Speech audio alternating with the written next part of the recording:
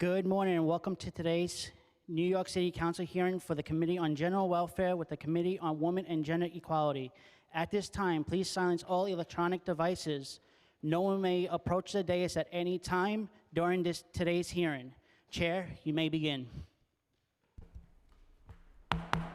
Thank you and good morning, everyone, and welcome to today's hearing. My name is Diana Ayala, and I am the Deputy Speaker of the New York City Council and the Chair of the General Welfare Committee. Am I echoing? Are we good? Okay. Today, we are holding an oversight hearing on the supporting survivors of domestic violence in New York City's shelter system. As October is Domestic Violence Awareness Month, this hearing is particularly pertinent, and I am grateful to my colleagues, the administration, and the advocates who have joined us today for this important topic. Domestic violence is frequently cited as one of the most common reasons for entering a shelter system. In the United States, 80% of women with children struggling with homelessness have also experienced domestic violence, and 57% of all women experiencing homelessness report domestic violence as a direct cause of their homelessness. In New York, the numbers are even more jarring, with more than 1 in 3 individuals experiencing abuse by an intimate partner in their lifetime. And while there has been a general decline in violent crime in New York City, according to the most recent Fatality Review report published by the Mayor's Office to End Gender and Domestic Violence homicides increased by nearly 30% between 2021 and 2022. According to a recent report released by New Destiny Housing, more families with children entering DHS shelters due to domestic violence than evictions. In fiscal year 2023, 20.3% of the families with children's population entered DHS shelters due to abuse, with evictions responsible for 11.1%. More than 1 in 5 families with children in the DHS system identify domestic violence as the reason for their homelessness. In calendar year 2023, 10,842 survivors sought refuge in NHRA's domestic violence shelter system, which comprises a slight increase over calendar year 2022. Most of the people who live in New York City domestic violence shelters are children. It is important for the committee to understand whether there is a sufficient capacity to meet the needs and explore what happens when survivors must enter the general homeless shelter system. We need to assess what can be done to enhance domestic violence services, especially in accommodating new or shifting needs for families that emerged in the aftermath of the pandemic and with the recent increase in asylum seekers in New York City. The committee would like to know how we may be able to better support those in the existing system and how they are faring at securing safe, permanent, and stable housing without having to enter general DHS. We will also hear 2 pieces of pre-considered legislation, which I have sponsored: a bill to expand the current reporting requirements on exits from domestic violence shelters to include both domestic violence emergency shelter exits as well as domestic violence Tier 2 shelter exits, and a bill to amend the existing reporting requirements regarding multi-agency emergency housing assistance to include reporting on applications for domestic violence emergency shelters and applications for domestic violence Tier 2 shelters by household size. These bills, which come from recommendations in the New Destiny report, will help us to better understand the needs of survivors so that we can provide them with the most appropriate support. I look forward to hearing from the administration and advocates today and gather feedback on the oversight topic and legislation. I would like to recognize that we have Councilmember Ong on Zoom and have been joined by Councilmember Gutierrez. I would also like to thank the committee staff who worked hard to prepare this hearing: Aminta Kilawan, Senior Legislative Counsel; Sahar Mozami, Legislative Counsel; Nina Rosenberg, Policy Analyst; Julia Haramis, Unit Head; Elizabeth Childers Garcia, Finance Analyst; Andrea Sko, Data Analyst; and finally my staff, Elsie Encarnacion, Chief of Staff. I would now like to turn it over to Chair Lewis for her opening remarks. Thank you, Deputy Speaker Ayala. Good morning, everyone. My name is Farah Lewis. I'm the chair of the Committee on Women and Gender Equity. I'd like to begin by thanking my colleague, Deputy Speaker Diana Ayala, who is the chair of the Committee on General Welfare, for holding this very important hearing. I would also like to welcome everyone else who is joining us here this morning. We appreciate your time and participation. Today, we are here to explore how best to support domestic violence survivors in the New York City shelter system. As the Deputy Speaker stated in her opening remarks, domestic violence is among the most common reasons individuals enter the shelter system. A recent July 2024 report by the New Destiny Housing has taken a comprehensive look at the unique barriers and challenges faced by persons who flee dangerous situation in order to seek safety for themselves and their families. Access to safe housing is the cornerstone which allows survivors of domestic violence to begin their road to recovery. Part of the pathway to health and healing for survivors must include foundational support of long-term housing stability so people may access the supports and services they need to succeed. Safe housing is the key that allows people to begin to deal with the effects of trauma, economic hardship, and the physical and emotional aftermath of domestic violence. We know circumstances are different for every survivor, and there is no one-size-fits-all solution for those who seek help in the New York City shelter system.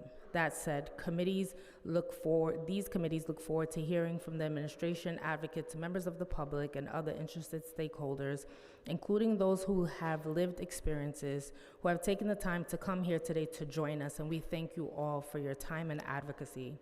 I would also like to thank my own staff, as well as those of the other committee who worked hard to prepare for this hearing. Finally, I'd like to thank the Women and Gender Equity Committee staff, Legislative Counsel Sahar Mozami, Legislative Counsel Rachel Conte, Senior Legislative Policy Analyst Christy Dreyer, Vida Yagnik, Finance Analyst, Rosa Martinez, Assistant Deputy Director of Data Operations Unit, as well as my Legislative Liaison, Daniel Heredia, Blake Shaw, and my new Legislative Fellow, Michaela Belmir. I will now pass it to my colleague, Deputy Speaker Ayala. Thank you.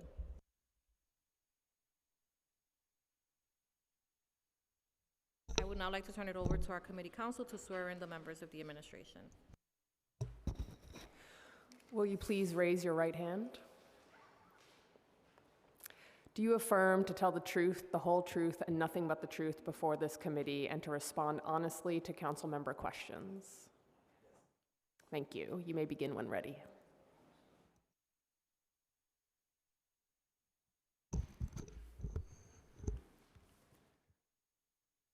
Good morning, Deputy Speaker Ayala, Chair Lewis, and members of the Committee on General Welfare and the Committee on Women and Gender Equity. My name is John Rojas, and I serve as Chief Special Services Officer at the Human Resources Administration within the Department of Social Services. My portfolio, among other things, includes oversight of the city's domestic violence shelter system. I would like to thank the committees for the opportunity to testify today on the work to support survivors of domestic violence that are experiencing homelessness. I am joined by my colleagues, Rima Rivera, Deputy Commissioner of Domestic Violence Services at HRA, Akila Winston, Deputy Commissioner of Shelter and Intake Assessment, the Department of Homeless Services, and DHS, and Jennifer DeCarly, Deputy Commissioner for Family Justice Center Operations and Survivor Services at the Mayor's Office to End Domestic and Gender-Based Violence, ENDGBV. As you're aware, October is Domestic Violence Awareness Month, giving us all the opportunity to lift up survivors, their loved ones, and survivor advocates in our shared community's efforts as we work to create the positive change we must continually pursue. We salute their work, and I welcome the opportunity to update the Council on our initiatives to support survivors of domestic violence in the domestic violence shelter system. I would like to begin by sharing information with anyone in the public who may need help. If you or someone you know is experiencing domestic or gender-based violence, help is available. The New York City 24-hour domestic hotline is 1-800-621-HOPE. You can reach the Human Trafficking Resource Center at 1-888-373-7888. The New York City Gay and Lesbian Anti-Violence Project at 212-714-1141, and Barrier Free Living with a focus on assisting individuals with disabilities at 212-533-4358. We understand the importance of centering the client family needs, and strive to be a resource for linking survivors of domestic violence to culturally competent care during their time of need. We welcome the opportunity to share our work to ensure that survivors have access to safe living environment and trauma-informed services, both within the shelter system and as they safely transition to the community. HRA administers the largest domestic violence shelter system in the country. The emergency domestic violence shelter system consists of 54 confidential facilities through all 5 boroughs, comprised of 42 emergency shelters and 12 family transitional shelters, commonly referred to as Tier 2. There are 2,290 emergency domestic violence shelter beds, which serve both individuals and families. There are 628 family transitional shelter units open system-wide. The emergency beds provide trauma-informed shelter services to domestic violence survivors who are at immediate risk.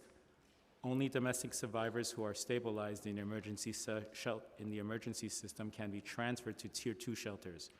In fiscal year '24, the HRA domestic violence system served 11,223 adults and children in emergency and family transition shelters. Shelters serve as an entryway to further services and assistance, including child care services, housing assistance, benefit entitlement assistance, financial development service, and economic empowerment programs. Shelters also serve as the entry point for expressive therapies, for example, art, play, and recreational, stress reduction skill techniques, mental and substance abuse counseling, and community-based medical providers. Having provided that overview, I will now share an overview of intake, the array of services and linkages to care shelters provide, and the pathway to greater independence for safe move-out. There are 3 pathways to intake. One pathway is through the Safe Horizon Hotline. Survivors can connect with advocates to receive services, counseling, and information about available resources to maintain their and their family's safety. Support can include crisis counseling, safety planning, information and resources, and assistance finding domestic violence shelters. A second pathway is through the No Violence Again, or NOVA screening, at DHS's Prevention, Assistance, and Temporary Housing PATH Intake Center, or at the Adult Family Intake Center, AFIC, or at a single intake center. A third pathway to intake is through community-based referral that can be local precincts, neighborhood hospitals, family justice centers, or DV non-residential community providers or other social service providers. DV emergency shelter providers are required to provide several essential services. They provide hotline services, which include crisis intervention counseling and information and referrals, including referrals to other available residential programs when the facility is at capacity. They also provide safe and secure housing. Shelters are required to offer housing with appropriate security measures, including safety locks and 24-hour security. Housing must be clean and provide basic amenities. They also provide support services, including case management services, counseling, support groups, advocacy, and assistance obtaining social services. Shelters also provide child care and education. Services should include arrangement for child care, offering age-appropriate recreational and social activities on a daily basis during regular business hours for children residing in the facility, the provision of appropriate counseling services to children residing in the facility, and educational support for children of survivors. Medical services, meaning providers establish linkages with accredited medical institutions or clinics with qualified medical personnel, physicians, for example, physicians or nurse practitioners, for health examination, follow-up visits, and mental health services. They also provide transportation, meaning to the extent possible, arranging for transportation to the facility in an emergency and making transportation available for residents in order for the residents to secure legal, medical, housing, employment, or public assistance services, or assist residents to obtain available public or private transportation when possible. And lastly, they provide referrals to other social service supports. This may be legal services on-site or in the community, education, and outreach activity. The New York State Office of Temporary Disability Assistance regulations mandate that within 10 days of admission to a shelter, the provider and adult members of the resident family must develop an independent living plan, or an ILP. ILPs must be reviewed with the family at least once every 2 weeks and revised as necessary to assist the family in obtaining permanent housing. We are cognizant of the fact that in the sphere of human services, and particularly with respect to individuals and families surviving domestic violence, one size does not fit all. The services offered including housing and benefits assistance, financial development, economic empowerment programs, mental health, and substance abuse counseling and childcare, whether provided on-site or through partnerships, are a key element in a pathway towards greater independence and move-out. New York State imposes limits on emergency DV shelters. Survivors have 90 days, then a potential for a 45-day extension, and then a potential for a final additional 45-day extension, meaning a New York City imposed maximum of 180 days in an emergency DV shelter. The 1.4% vacancy rate, coupled with the 180-day maximum emergency DV shelter limit, means that we do have exits from DV emergency shelter to DHS shelter. We are continually working to ensure that the transition is seamless as possible. That means bolstering our system to allow for more warm handoffs and establishing back office links so a housing shopper letter does not fall away in the transition from a DV emergency shelter to a DHS shelter. I can report that in 2025, we plan to make every effort to even further progress in strengthening the HRA-DHS links to provide even more robust support services to survivors making that transition. We operate under a regulatory framework that includes New York state and federal laws that seek to uphold the safety, privacy, and standards of service of our clients. The New York State Domestic Violence Prevention Act of 1987 requires counties to provide shelter and services to survivors of domestic violence. Further, it establishes that funding for these programs. The New York State Office of Children and Family Services, OCFS, promulgates regulations for licensure and the standards for establishment and maintenance of residential and non-residential domestic violence programs. The New York State Office of Temporary Disability and Temporary and Disability Assistance, OTDA, authorizes DSS-HRA to administer the financial and contractual requirements of the domestic violence Tier 2 system. In addition, federal law also provides parameters for our operations of the shelters, program, and services we administer, including the Family Violence Prevention and Services Act, the Violence Against Women Act, VAWA, and the Victims' Crime Act, VOCA. We keep these regulatory framework in mind in service delivery and in examining legislative proposals.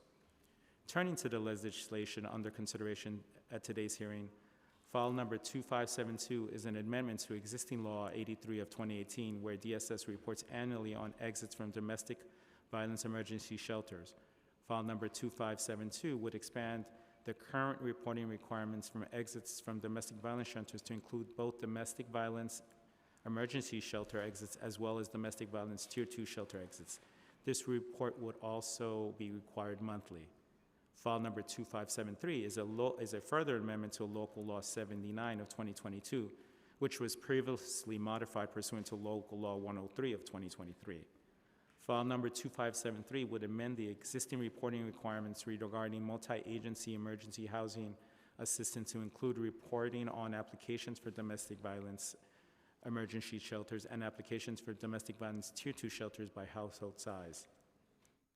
All reporting legislation, including legislation that amends existing local law mandated reports, require careful consideration to assess for both the feasibility and the capacity to produce the report in a timely, accurate manner.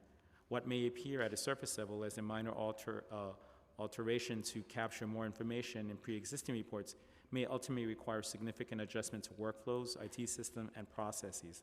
That is why we would like to continue the discussion with the Council beyond this hearing, with a view to amending the parameters of this proposed legislation in a manner that best aligns with our ongoing obligation to uphold clients' privacy, our capacity to produce this information, our capability to report in a timely manner, and our ability to ensure the accuracy of the data to truly reflect the metrics a given report aims to capture. In terms of New York State legislation, I would like to draw the Council's attention to A2583, AS15A, Hevesi Garnardis legislation that would, and quote, authorize certain shelters for victims of domestic violence to be reimbursed for any payment differential for a household single individual in a room intended to be for double occupancy where single occupancy room is not available. In the previous state legislative session, the bill passed with both houses and is pending approval by the governor. We strongly encourage signing of this bill into law.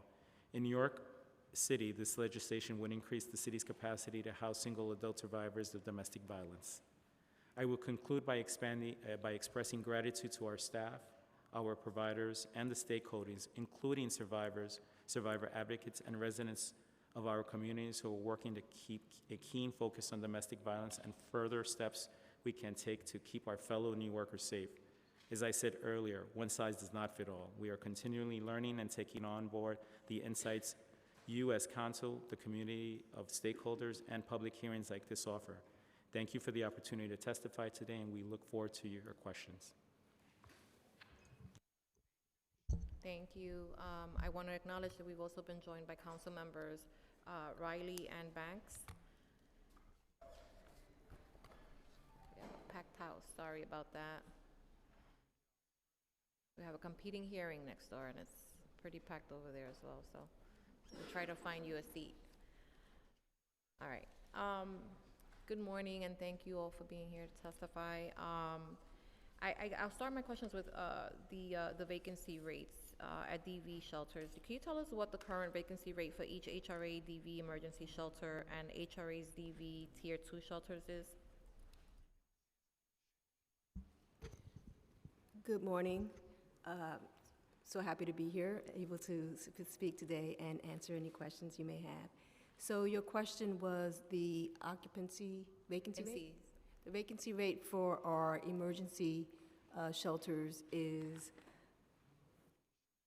12.7%, and the vacancy rate for our Tier 2 shelters is 7.6%.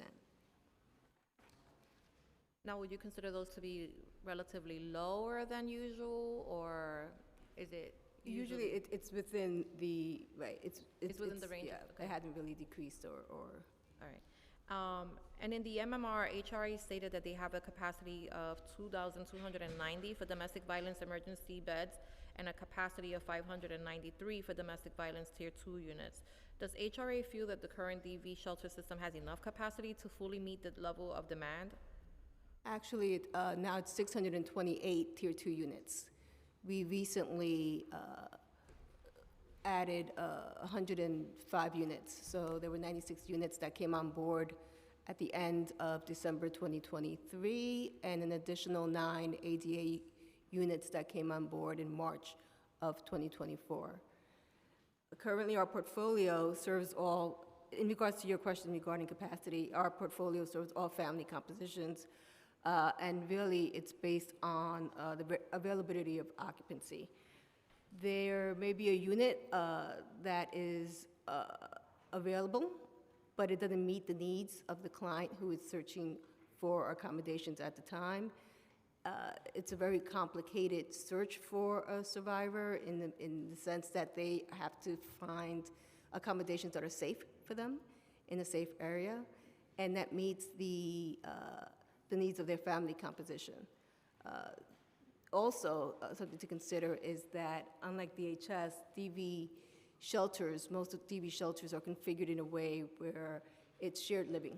Mm-hmm. So it could be that families seeking shelter in the DV system may not be accepting of that shared living experience. By shared living, you mean the same room, or are they sharing the bathroom? They share the living area, like a bathroom, a living area, and each family has their own common spaces, separate accommodation. Mm-hmm. But they don't share the same sleeping quarters. No, they don't. Okay. So I mean, but I guess the question is really: do you feel that there is adequate capacity to fully meet the needs of? We are always reviewing our portfolio and assessing need, and we will speak to our Office of Budget Administration and OMB if there's a need to increase capacity. Okay. Does that happen often? Actually, Deputy Speaker Ayala, we're actually in the midst of planning for the release of an RFP for additional emergency shelter beds. So we hope by the end of the year to be able to release an RFP seeking an additional 94 beds. And this RFP seeks to target single adult households of one, and with a special emphasis on LGBTQI survivors. The facilities can't exclusively serve single adults. We've consulted with our oversight agency at the state, OCFS, and the facilities must always accept families if that's a requirement of the shelter system. But there is an emphasis on single adults and a special focus on LGBTQI survivors. So we hope and intend to expand with the issuance of this RFP later this year. And is that RFP informed by specific need that is occurring now? So we are replacing beds that we had lost, but we are converting them with a focus for the single adults, Gotcha. given the input we received from our providers and the community. Okay, that's fair. Can you tell us what has been the average length of stay for clients in each DV shelter, emergency shelter and DV Tier 2 shelter prior to the pandemic and since the onset of the pandemic, and in fiscal year 2024 to date? Sure. So it seems as if the clients that we served during the past 6 years, before the pandemic, during the pandemic, and post-pandemic, has remained relatively the same. There hasn't been much fluctuation. There was a little decrease during 2020, during the onset of the pandemic. But if you just give me a second, I can just find. Could you bring the mic down a little bit? Sure. Thanks.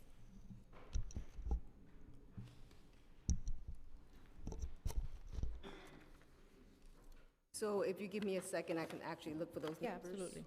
Absolutely. Thank you.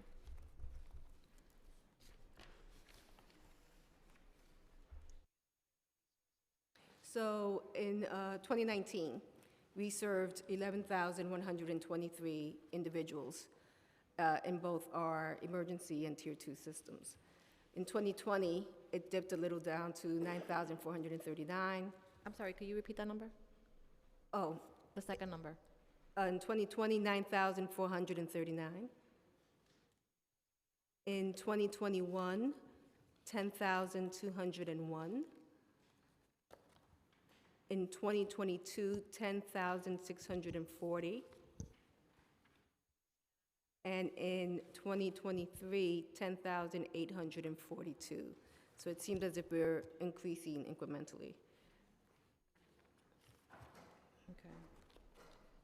So 2019 was 11,123? 2019 was 11,123. All right. Okay.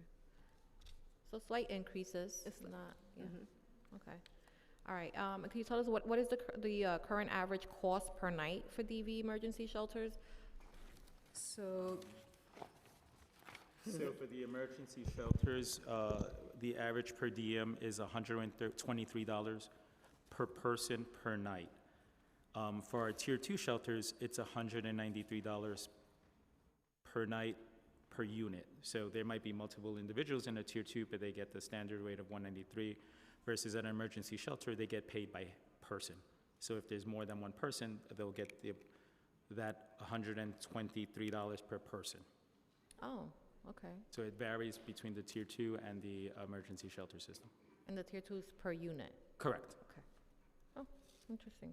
Can you tell us what percentage of clients existing in HRA's DV emergency shelters are placed in DV Tier 2 shelters?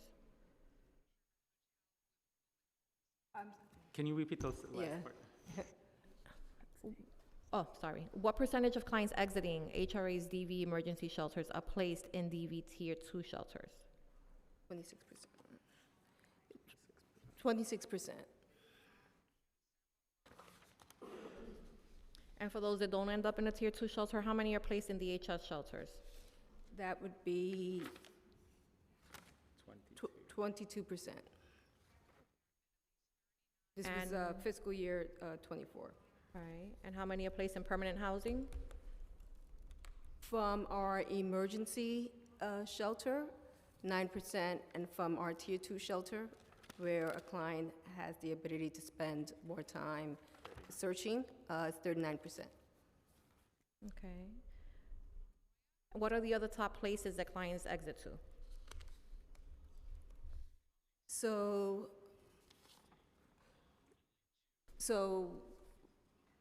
24% have left on their own. This is from emergency shelters. 8% have moved in with relatives. 5%, 5% have transferred from one emergency shelter to another. Sometimes there's a need for emergency transfer from one shelter to another. 4% secured an apartment on their own. And 2% returned to a former apartment without a batterer. 2% left New York City. 2% obtained permanent housing using a FEPS-B voucher. 1% City FEPS. 1% Section 8 HPD. 1% Section 8 NYCHA. 1% return to a batterer, and we have a 1% none of the above. From our Tier 2 exits, our tier exit data tells us that there were 23% that the provider indicated none of the above. 18% left Tier 2 to go to PATH DHS. 12% left on their own. 11% used FEPS-B voucher to find permanent housing. 8% City FEPS voucher. 8% Section 8 NYCHA. 8% apartment secured on own. 4% Section 8 HPD. 4% moved in with relatives. And then there was a 4% that transferred from one Tier 2 to another.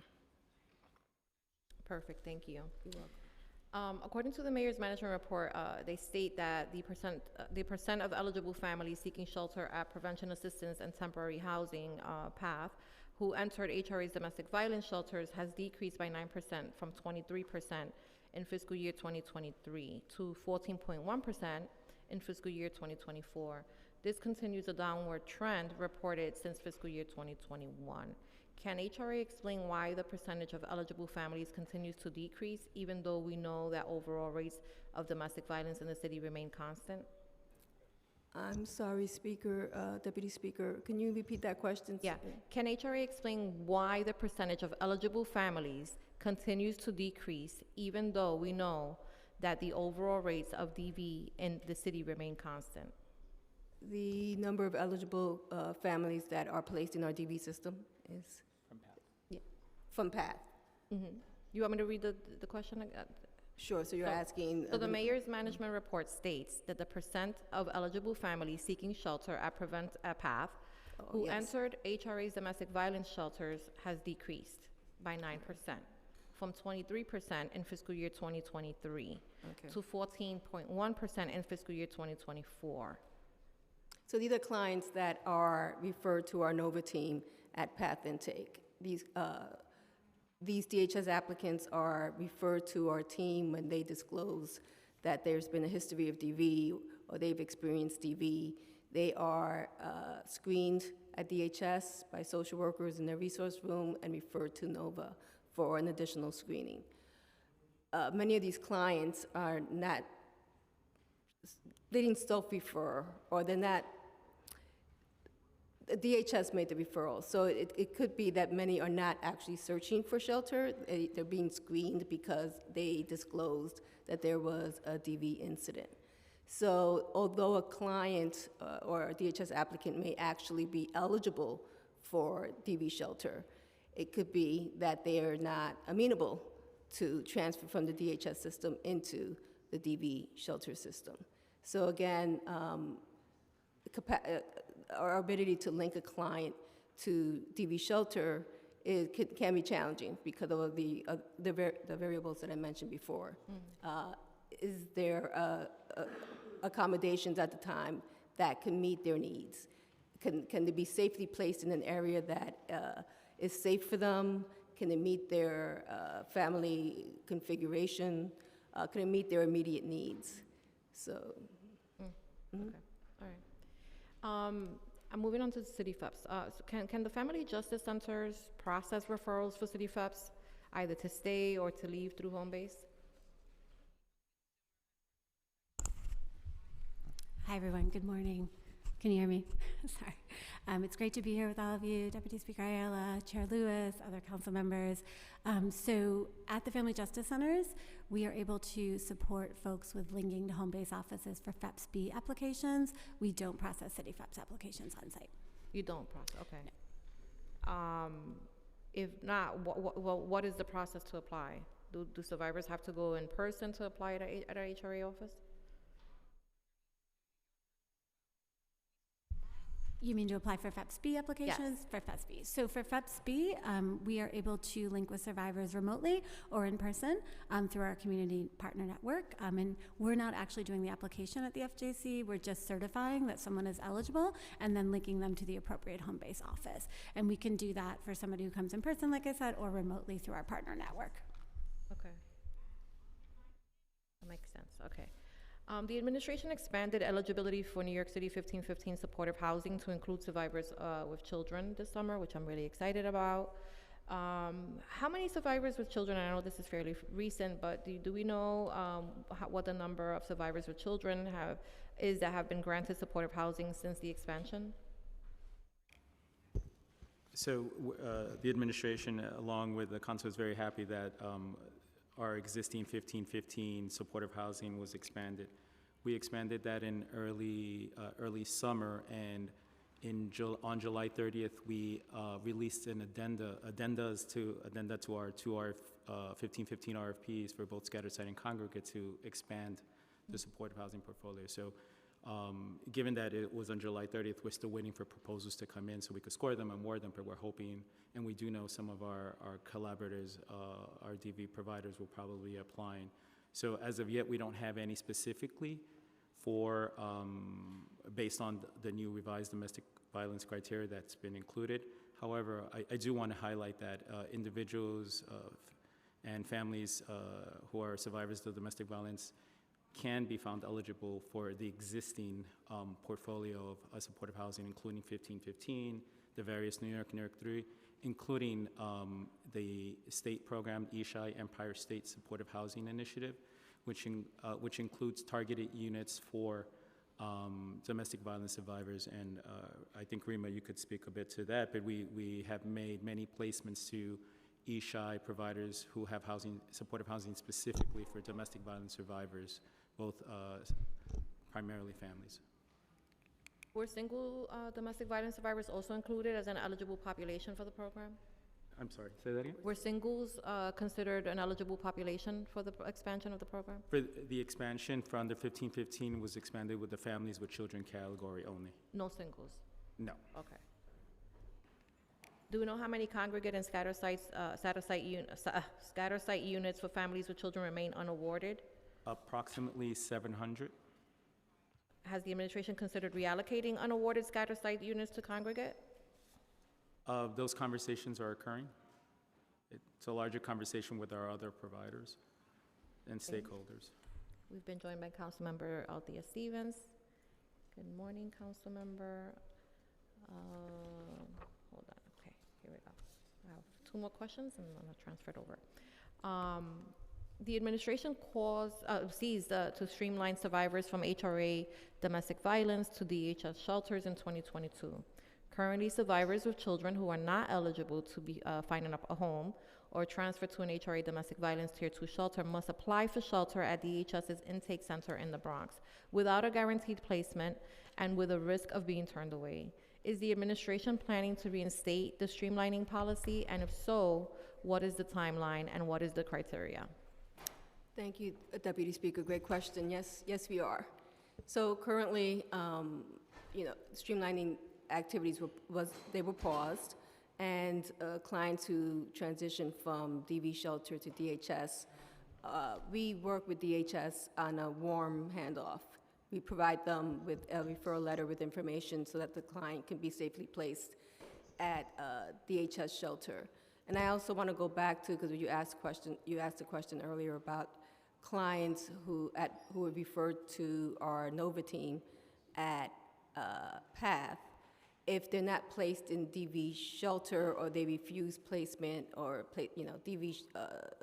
transition to a DV shelter system is not amenable to them, we do enter information into the DHS care system as to how to safely place information that can help them safely place this client in the DHS system.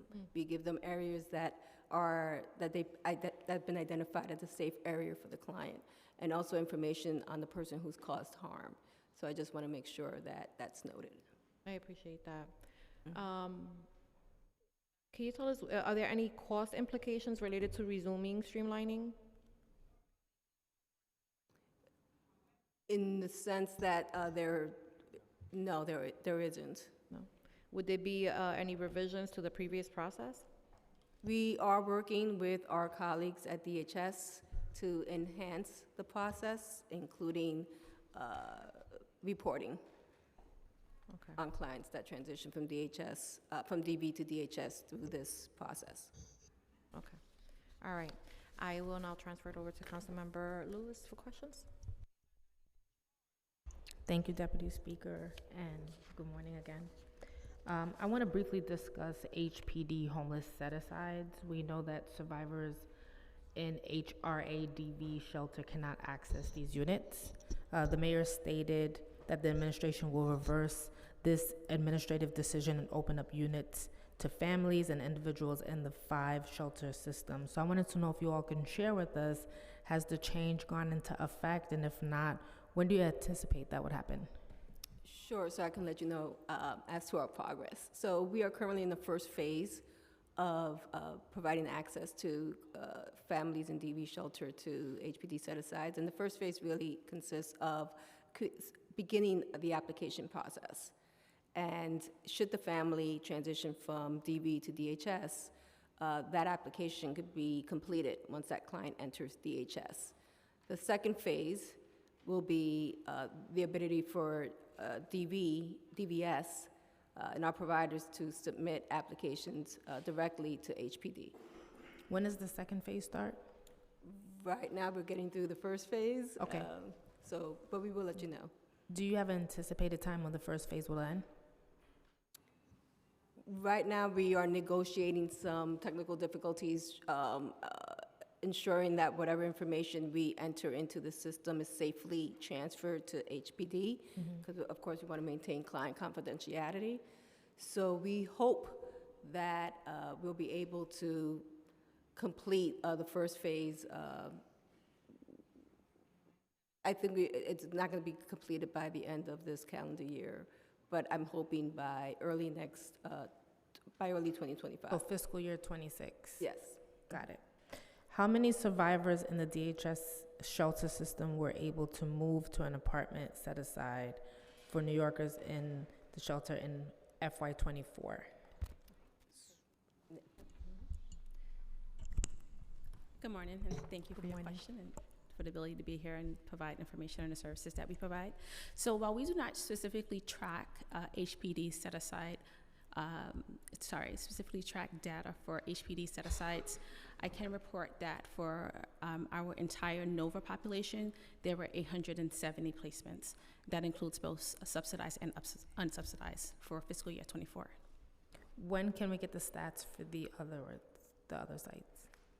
I can follow up to get that information to you. If you could send that to the committee council, we'd Sure. appreciate it. Thank you.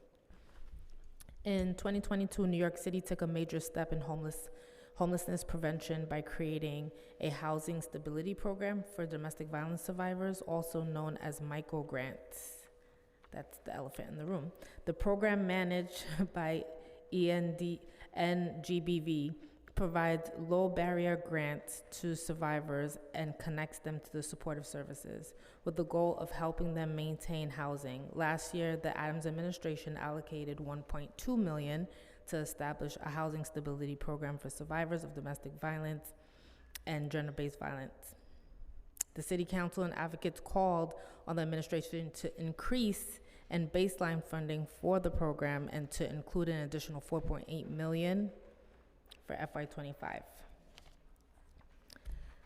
Can you share with the public today the eligibility criteria and the application process for ENDGBV's microgrant program? So thank you, Chair Lewis, for that question. And we're really excited to officially launch that program in July of this year, July 1st, 2024. We've been working really hard with our contracted providers to establish a very low barrier eligible for applications for the program. And so we are meeting with them regularly, and we're in the midst of kind of getting a uniform application that we'd be happy to share with the council. I know there's a report due by the end of the year to the council on the program, and we'd be happy to share that uniform application by then. Okay. How many survivors have applied for the micro grant program So this we calendar are year? collecting the data quarterly, and we are meeting with the providers and collecting that data right now. So again, we'll be happy Wait, to say share that one more time, sorry. Sorry, I'm talking really quickly. We're meeting with the providers regularly, and we are getting quarterly data. So our first quarterly report will be due like right about now, and we'll be getting a report to the council by the end of the year. Okay. What is the average micro grant amount requested this calendar year for FY25? So we don't have the number right now because we're collecting the data, but we're anticipating it will be what it was before when we launched the COVID emergency program, where it was approximately $1,200 per survivor, and that's the average we're expecting again, but we haven't put a cap on requests. How long does it take for survivors to receive the micro grant from the moment they apply? So the goal of the program is to be as expeditious as possible with processing the applications. And so we are encouraging our providers to get that grant out quickly. And again, we'll be able to report that actual timeline by the end of the year to the council. If you had to give like an example of a timeline, what would that look like? So right now, the requests coming in are often for rent arrears, because the goal of the program, right, is to keep people stably housed, either in their existing housing or to help them move or relocate. So I know, for example, from a client we've worked with at the Family Justice Center recently, they applied to the program for relocation support, and they were able to get that grant turned around within a week. I think it really depends on the situation and the request by the client. So possibly a week or so. Yeah, I mean, again, I think it's going to be depend on the request, but we're encouraging as expeditiously as possible. Thank you for that.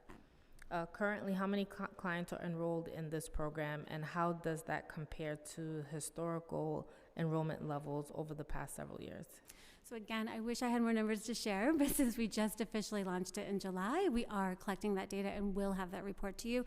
We are hoping that it's comparable. In our emergency program, we were able to get grants out to 377 survivors. That was a program that we stood up really quickly during COVID. The average grant amount was $1,243, and we dispersed almost $470,000 in a few months. All right. If funding was not limited and the agency was able to support the full level of demand for the micro grant, how much would it cost, and how many clients would it serve? That's a really big question. I think that's what we're hoping to figure out with this program. We are really looking forward to continuing these conversations. We're thrilled to have this program. And because it just launched in July, we just don't have those answers just yet, but we hope to. I think my frustration, and it's not you, No, just I in general, understand. we had a hearing earlier this year asking the same questions, and the frustration is that we don't have that information in advance. So it would be great if we could work with the agency to make sure that every time you come to a hearing, we have like some information to give. But I understand that you're still in the process. Well, I can share if it's helpful, but it's not, the reason I haven't shared it yet, it's not going exactly to your question. The microgrants were, as you know, added on to our existing Home Plus programs, and they provide 3 services: the lock change services, the personal alarm system services, and the microgrant services. And they were able to get me the personal alarm numbers for this year. So for FY24, we served 1,417 clients with personal alarm systems. They call them PERS. And in FY25, so since July 1 of 2024, we've served 691 clients with personal alarm systems. So I apologize that we don't have the other numbers, but we are at least able to share that. And that's because the flexible funding part just got added on July 1st, so we're still kind of getting that initial quarter of numbers. All right, I'm gonna get back to you on the alarms because I see the difference in the amounts per fiscal year. I'm gonna shift a little bit to family justice centers. Sure. Earlier, you all shared with Deputy Speaker about home base and the FEPS access at family justice centers. So I wanted to know what other housing resources are provided to domestic violence survivors at family justice centers? Thank you. That's a great question. We spend a tremendous amount of time working with our community of providers to provide as many housing options as possible to survivors. As you mentioned, we have the FEPSB program, but that's only available for survivors with children who are on public assistance and have children under the age of 18. We also work really closely with New Destiny and our community of rapid rehousing providers. We have a HUD-funded DV planning grant. That is the goal of that grant is to incorporate the needs of DV survivors into the city's coordinated entry system. And to do that, we've greatly expanded our rapid rehousing programs. And so we're able to support survivors in applying for those programs. I wish they were as rapid as the name makes it sound, but we like to say they're rapid for New York City. It's a lot of support applying for different vouchers that might be available to survivors, as well as getting emergency financial assistance for 2 years through these programs. We've grown those programs from very small numbers to almost 10 programs in the city now. So that's been a huge part of our work through this HUD coordinated entry grant. And then we also work with our partners at NYCHA and HPD to support voucher programs. I know we've spoken here before about the emergency housing voucher program. We did that and we stood it up really quickly with city partners. We were thrilled to get vouchers allocated for survivors not in shelter, so to avoid shelter, which is obviously what we want to do as much as possible and keep people safe. And we were able to actually lease up over 1,200 survivors with those emergency housing vouchers. So that program just came to an end, and we hope to build on that success and have more targeted vouchers for survivors. Thank you for that. How many HRA liaisons are available at FJCs? So right now we have an HRA liaison that cycles around the 5 centers. How many liaisons? We have one HRA liaison that covers 1 day a week at each of our FJCs. But I would say we actually are able to, she's really our access point person, but then she liaisons with colleagues at our BACs, the job centers. They used to be called job centers, I now know they're BACs, and other colleagues so that we can network and leverage and have troubleshooting happen. This is And if I may, I think Yeah. it's also great to emphasize that HRA also oversees non-residential services, which are community providers that provide services to survivors who aren't in shelter but in the community. And they rotate into family justice centers, and they serve time there, addressing the needs of any domestic violence survivor in the community who comes to the Family Justice Center looking for help. But you have one liaison? No, we have one liaison that is currently at the FJC, but we also have a presence of DV non-residential providers that rotate and spend time in the various FJCs throughout the 5 boroughs. And we also have liaisons at the BAC centers.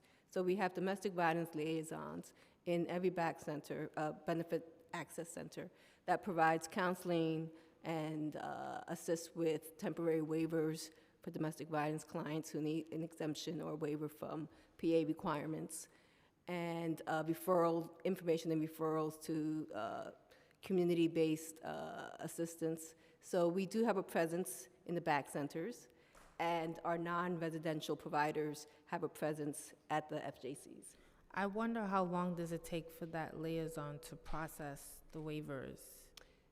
So the liaison at the FJC doesn't process waivers. Okay. We have social workers at benefit access centers that process waivers for clients who need an exemption or a waiver from meeting the requirements for PA, because doing so might put them at risk. Okay. Actually, I have the number of DVL waivers that were processed and Thank you. that I'd like to give, if I can find it. I think it's in the... While you look for that information, I just have a quick question regarding family justice centers and housing, as you shared earlier. I wanted to know, what does the check-in look like for clients once they're processed and they get into housing?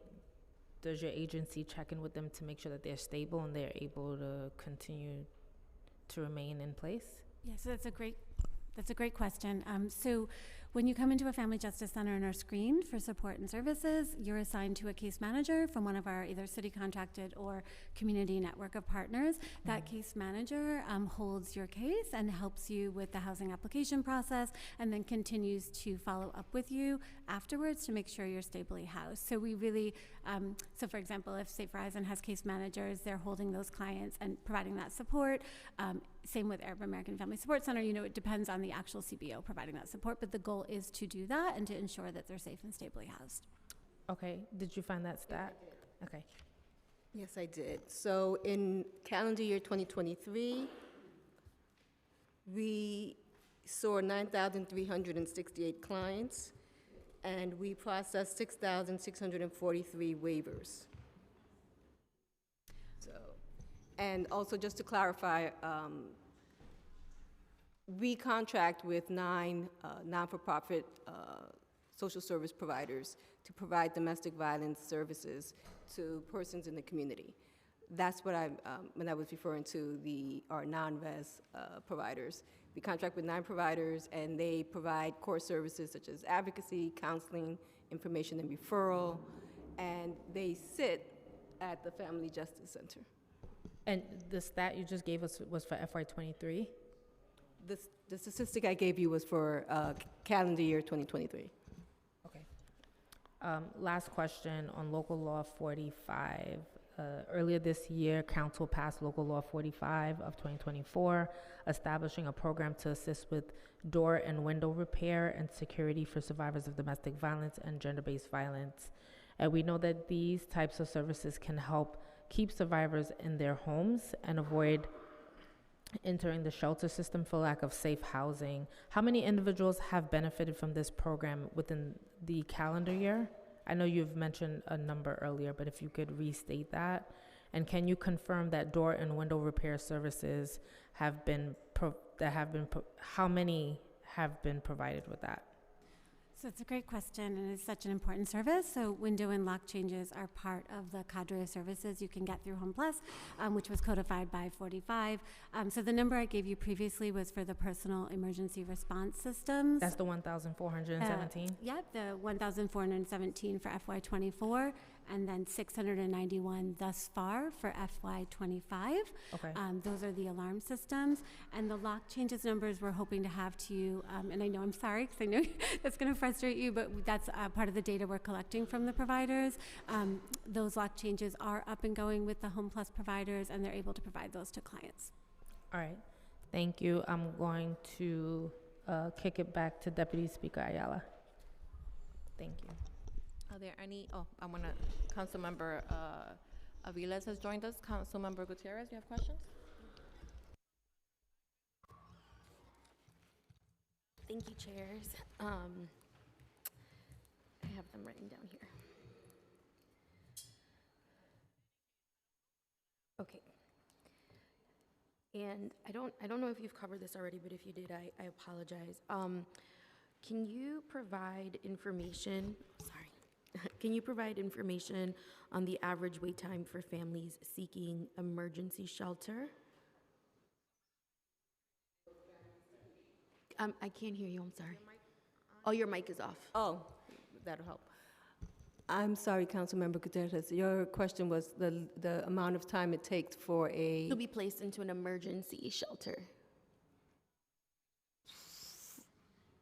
It really depends on whether the person is able to find accommodations at the time that they're linked to shelter. So as mentioned before, there are 3 avenues available, 3 avenues to access DV shelter. If they call the hotline and they are linked to a provider, and again, I need to stress that HRA has no influence over whether clients are placed or not placed in DV shelter. This is a discussion that a domestic violence survivor has directly with the provider to see if the accommodations are suitable for them. And so it depends really on whether they can find the right accommodations at the time they're linked. And specific accommodations what are some of those accommodations that you can make for someone? Like, what is the range of whether they have children, or like what are some of those accommodations that folks ask for? So it's dependent on their family configuration, whether the rooms they have available meet their needs. And again, I want to stress that it's shared living. So when they have that conversation with the provider, they're told that this is a situation where you're going to be sharing a unit with another family. And every emergency shelter is this way? Emergency shelters, yes, most emergency shelters. And family configuration, and of course, whether it's a safe placement for them. So they're limited based on what area is safe for them. I mean, depending on whether the person who caused harm lives in a certain area, whether that person who caused harm has family members who may live in another borough or another neighborhood that might cause harm, or might let them know that where their location is. So it's a nuanced process, and it could be quite challenging for a survivor to find appropriate housing. And the last thing that we want, of course, is to have a survivor enter a DV emergency shelter and have to leave because they feel as if this is an unsafe accommodation, or an accommodation that doesn't meet their needs. Are there ever instances where considerations are made regarding a child's school district or, existing child care provider? So the McKinney Rental Act, the parent is able to either decide to keep their child at the school that their originated school, or transfer that school to where the shelter is, nearer to where the shelter is. If they need busing services will be arranged for them. They also have, if they wish, they can let the DOE know that of their situation, of their DV situation, so that a separate line of communication could be had between DOE and the client. So they either have the ability to keep their child at the school they're in, or transfer that child to a closer school nearer the shelter. Thank you. And then from HRA's perspective, how is the agency able to ensure that the CBOs providing these services have enough funding, have all the support? How often is that review, that check-in? I know Deputy Speaker Ayala, in one of her initial questions, asked, that it's the amount of folks needing assistance and housing is pretty stable despite how they're entering the city system and how you're monitoring. But what can you share about ensuring that? Sure. I would say that's a joint process, because although the administration contracts the provider, the actual oversight of both the Tier 2 and the emergency shelters are by state agencies. So OTDA oversees our Tier 2s, and OCFS oversees our emergency shelters. So we work collaboratively with OTDA and OCFS respectively, but ultimately oversight is from these two state agencies. So everything from monitoring the services to incidents. So if an incident occurs, we may be made aware, but the official process to report an incident has to go through the state process. So it's a joint collaboration, I would say. But ultimately, our state partners are the ones who have the oversight, the license, including the licensure. So to your question, we want to make sure that the rooms are safe, habitable, and meet standards and requirements for shelter. And those licensures and those certifications are provided by the state, by each respective agency. But I do want to add that we work. We have time. We work closely with OCFS and our providers. We kind of act as a bridge between providers and OCFS, and we meet regularly with our providers to make sure that they understand the regulations. Are there any barriers to service? Clarify any regulations that they may have questions on. So although the state does have oversight and they're responsible for compliance, we work very closely with OCFS and the providers to make sure that services are provided in an efficient manner. Thank you. Do you have more questions? I can hear you. Okay, sorry, I have a couple more questions. Thank you, Chairs. My next question is related to clients with disabilities. And so you can give me all the information, I'm brand new to this, but does the administration have any plan to increase accessibility of DV survivors or of domestic violence shelters for clients with disabilities, or what does that look like now? So I do have information on the number of ADA units and rooms that we have available. If you could just bear with me. Yeah, I no, could of just course, grab- thank you. And then while you're looking for that, I'll squeeze in another question, which is if a client has a disability or a need that can't be met at a shelter, what happens? And is there a process that you all have for accommodating that client? Sure, thank you. It's a good question. So currently, we have 106 ADA compliant beds, which is 5% of our emergency shelter portfolio. And is that distributed borough to So we borough, have or- one shelter in particular that provides assistance to those who are disabled. Okay. And is there an intention to expand, or do you find that there is a growing need? We would always look to, if we ever, as we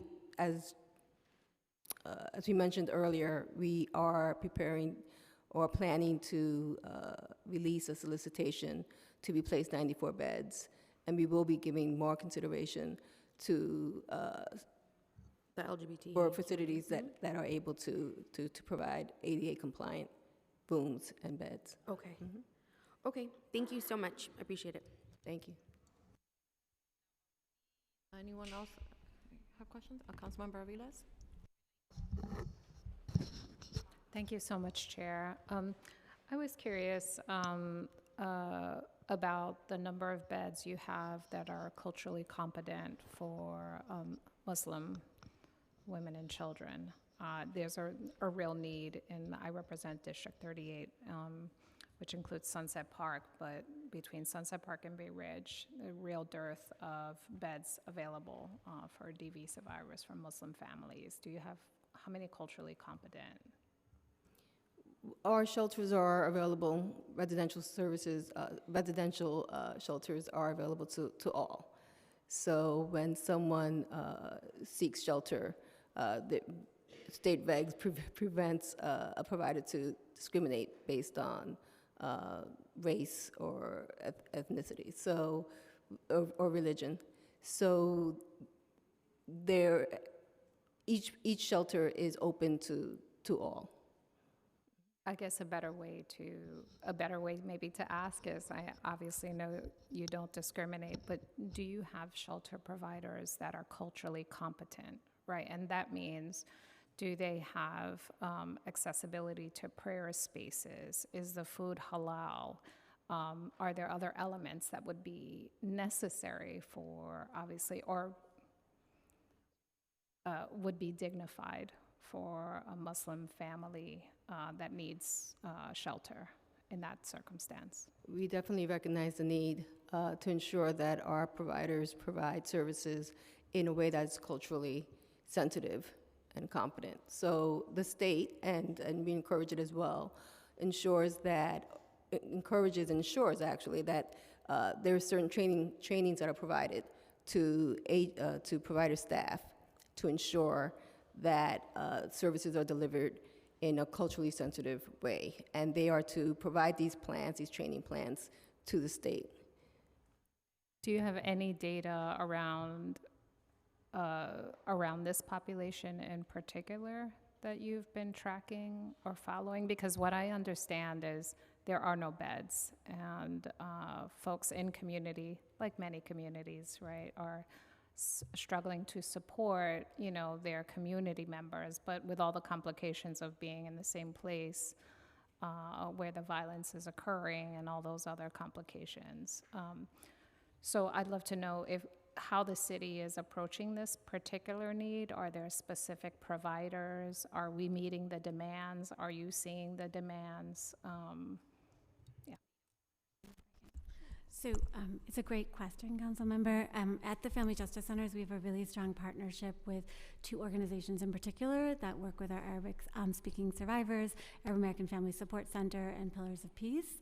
And they too, we have a number of culturally specific orgs working on site at the FJCs. They too have raised these concerns to us, and as Rima shared, we're constantly doing culturally specific and culturally competent trainings for providers.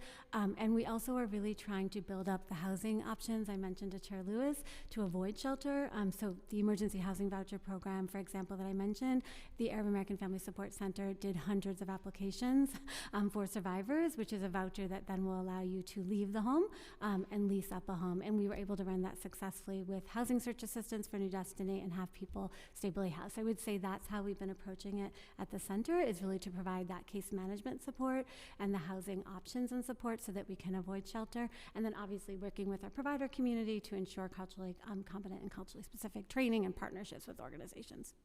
That's very helpful. If you could provide any concrete data around exactly what is being done and how it's meeting the need or on the way to meet the need, because there's still very much a disconnect that it's unclear how to reconcile those things, because emergency beds are so difficult to find, particularly with this community for a range of reasons.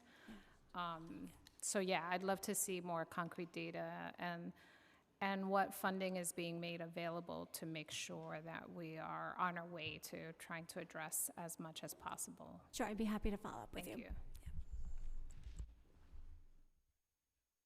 Thank you, Council Member. I have a couple of questions. Let me just move this up. This sound in this room is a little bit funky, so I apologize for that. Can you tell us, do clients who time out of the DV shelter get to go directly from DV shelter to the DHS shelter system, or do they have to return to PATH?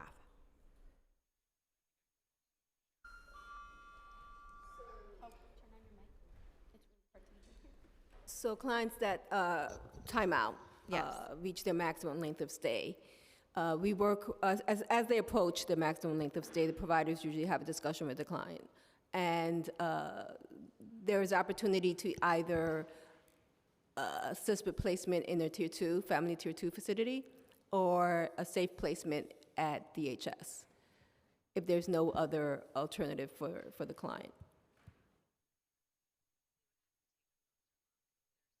So, wait. So, and as I think we mentioned before, we are resuming our streamlining activities so that we can safely place clients, have them transition from our DV shelter system to DHS, so in a way where they can bypass the intake process and go directly to a DHS Tier 2 facility.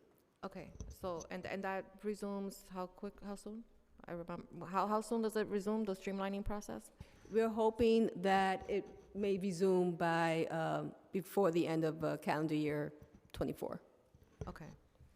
And Deputy Speaker, I would also add that one of the collaborations we work on with DHS is ensuring when a family or individual transfers from a DV shelter over to DHS, their eligibility for a rental assistance voucher, housing shopping letter goes with them. So if they were deemed eligible, when they get to DHS, DHS will generate a new shopping letter for them. So there's no need to do the entire reapplication process for them. So that's another mechanism for us to, streamline the process a little and make it less onerous for the transfer between DV shelters and DHS shelters. Okay. And can you tell us, how is the administration serving new arrivals who experience domestic violence?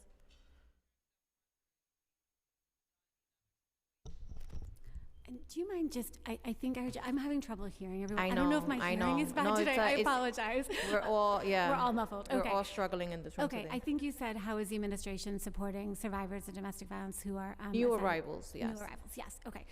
So I've actually at NGBV been working really closely with the operating agencies, operating the HERCs and the shelters, with my deputy mayor's office to provide best practices. So we've created a best practices document that we've distributed to all those sites, and we've done trainings for hundreds of workers at the HERCs and the shelters, and we're continuing those conversations and now going to do a new kind of series with DHS to ensure that folks know about the HRA non-residential programs, know about the family justice centers. We are seeing folks come into our family justice centers from those sites because of those trainings, and we just are going to continue to do that and ensure that there's competency and understanding and really addressing the specific needs that our new arrival clients are coming with, which is immigration consultations, right? We have immigration lawyers at our family justice centers, and we're able to connect them to those consultations. We're able to explore working with our colleagues at HRA transfers into the DV shelter system if the survivor wants to do that. So many folks are just not aware, right, of the options, and so we're working really hard to make sure that that knowledge is out there and those linkages are happening. How does the time limit policy interfere with the way that we're processing those applicants? I'm going to defer to Rima to talk about, but we have had some direct connections into the DV shelter system, so I'll let Rima speak more about that. Thank you, Jennifer. So we're talking,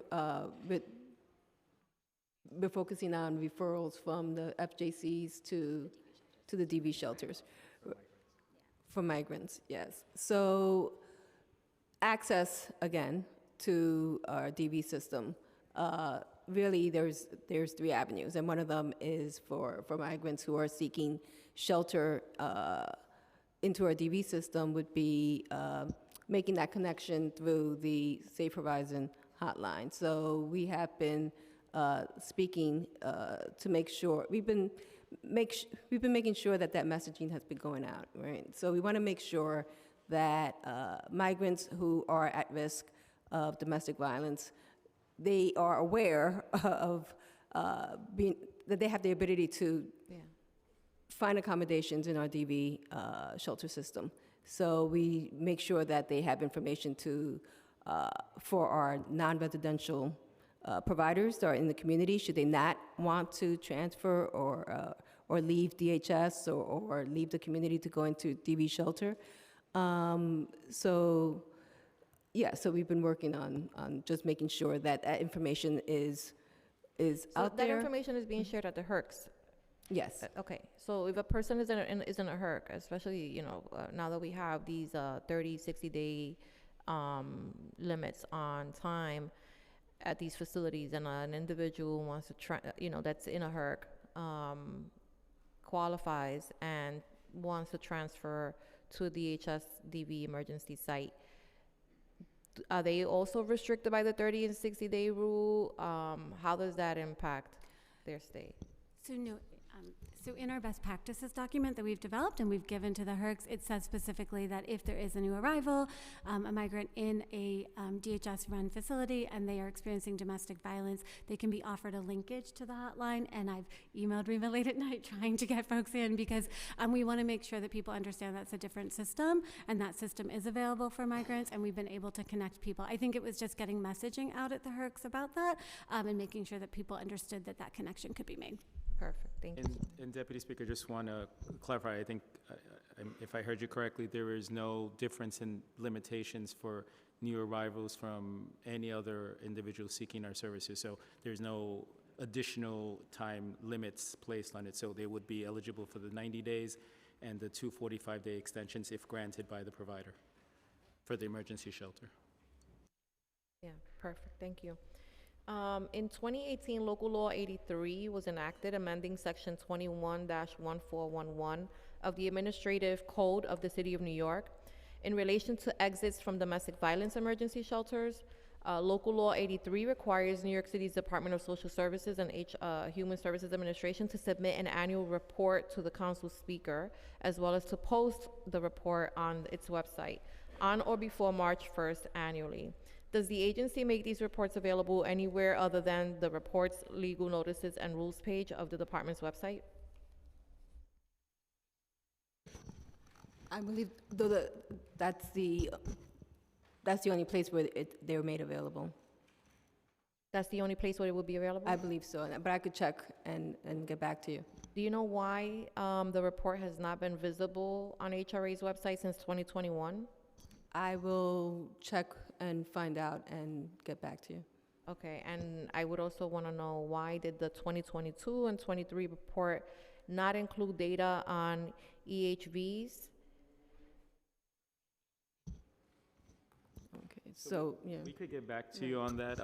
We're, similarly to our colleagues at ENDGBV, we're very happy to report that HRA received 500 vouchers of emergency housing vouchers, specifically for survivors of domestic violence. And to date, I believe that 496 were placed in permanent housing. So we're very happy about that. And we're more than happy to include that because To it's brag about it. yeah, we should brag about it. And we're very happy about that success story. That's how you brag. You put it out there. So, you know, regarding today's pre-considered intro, which would amend the reporting requirements to increase its frequency from annually to monthly, as well as add reporting on domestic violence Tier 2 shelters, does the administration support these changes? In regards to Intro 2572 and 2573, we agree with the intent to provide data and would like to continue a discussion with council beyond this hearing with a view to amending the parameter of this proposed legislation in a manner that best aligns with our ongoing obligations to uphold clients' privacy and our capacity to produce this information, our capability to report in a timely manner, and our ability to ensure the accuracy of data to truly reflect the metrics and given report it aims to capture. Okay. Regarding local law 79, how many domestic violence survivors applied for HRA DV shelter in August of 2024?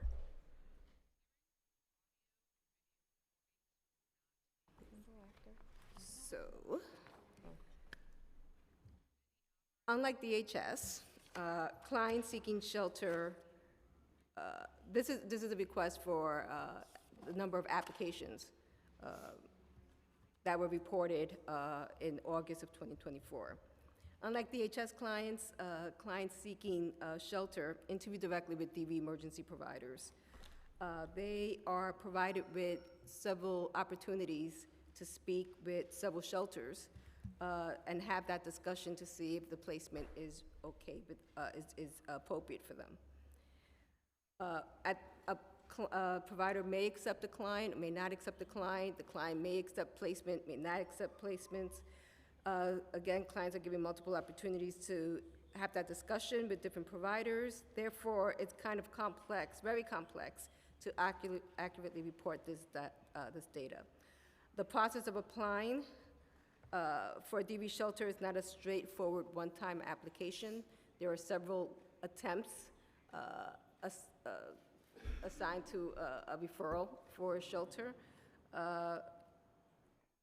Our data team is unable to evaluate the linkage attempts in a way that would enable us to assign them to a single client at this time, but we are looking to see how we can provide this data to you in the near future.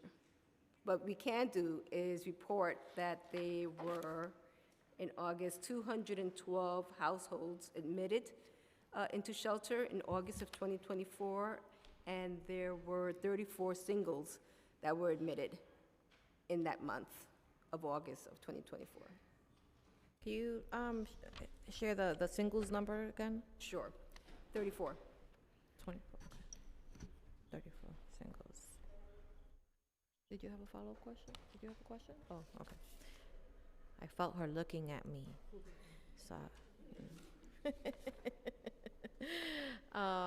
so you know, understanding that you may not have all of the data, could you also include in the report back how many single adults applied for HRA DV shelter in August, and how many single survivors were able to enter HRA DV shelter in August? And how many single survivors were not able to enter the shelter, HRA DV shelter in August? Right, so we are looking to work with our data team to see if we can produce that data for you. Okay. Perfect. I think I had one more question regarding project Home Pilot. So in April 2022, Mayor Adams announced Project Home Pilot in partnership with New Destiny Housing that would provide intensive specialized housing assistance to domestic violence survivors with children living in the city. 6 months on, what is the status of the implementation of this pilot, and are there any outcomes that can be reported at this time? So, thank you for that question. We recognize that domestic violence is a primary driver for homelessness in New York City, and we also recognize the need to provide safe housing for individuals who are experiencing domestic violence so that they can begin their healing journey and reintegrate back into the community. And so to that end, we did partner with New Destiny on the Project Home Pilot, which is intended to serve 100 families who are experiencing domestic violence, who have experienced domestic violence, and who qualify for city FEPS. We have both a treatment group and a control group. The control is to provide specialized housing assistance, housing search assistance, as well as aftercare services to these 100 families to determine if these interventions result in better long-term outcomes for them. And so this referral process began in March of this year. We currently have an MOU through 2026, which also includes a evaluation period. So we don't have any data to share now, but we do anticipate being able to share data within a year or by 2026, whichever comes first. Would it be too soon to determine what the cost of the program would be if it expanded beyond a pilot? I don't have that data now, but we can look into it and get back to you. Okay. Do you know if the new pilot program's funding is within HRA's budget? I'm sorry, can you repeat the question? Is the new pilot program funding within HRA's budget? And if it is, under which unit of appropriation and which budget codes? I'm sorry. We can confirm this, but I believe it was private funded, and so I think that's why they're doing the research study as a pilot to see where it goes. I would say it really builds on the success we all saw through the EHV process of giving that dedicated housing search support, which is why we both feel we were so successful and helping survivors be placed into housing. Okay, perfect. I have no further questions. Councilmember Lewis? No? All right. Thank you all so much for coming to testify.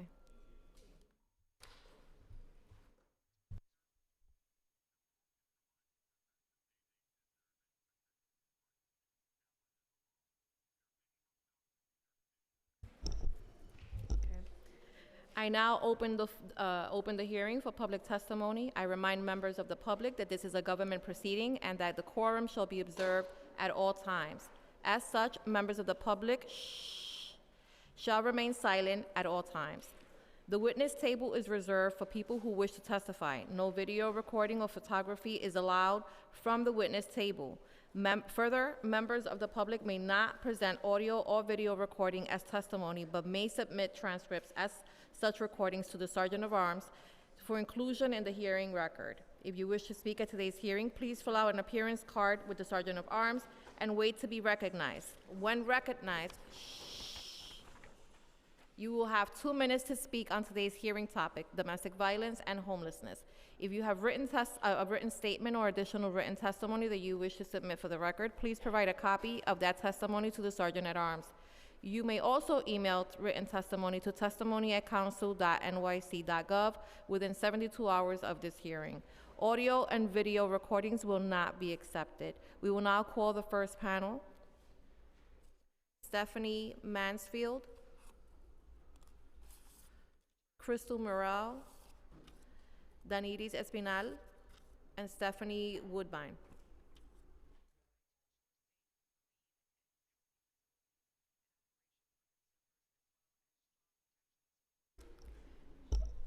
Make sure to put the mic up close because we're having issues hearing, and the red light has to be on in order for us to be able to hear you. And any one of you can begin. You want to start from this side? You can begin. Yeah, just make sure your mic is on and put it a little closer to you. Thank you.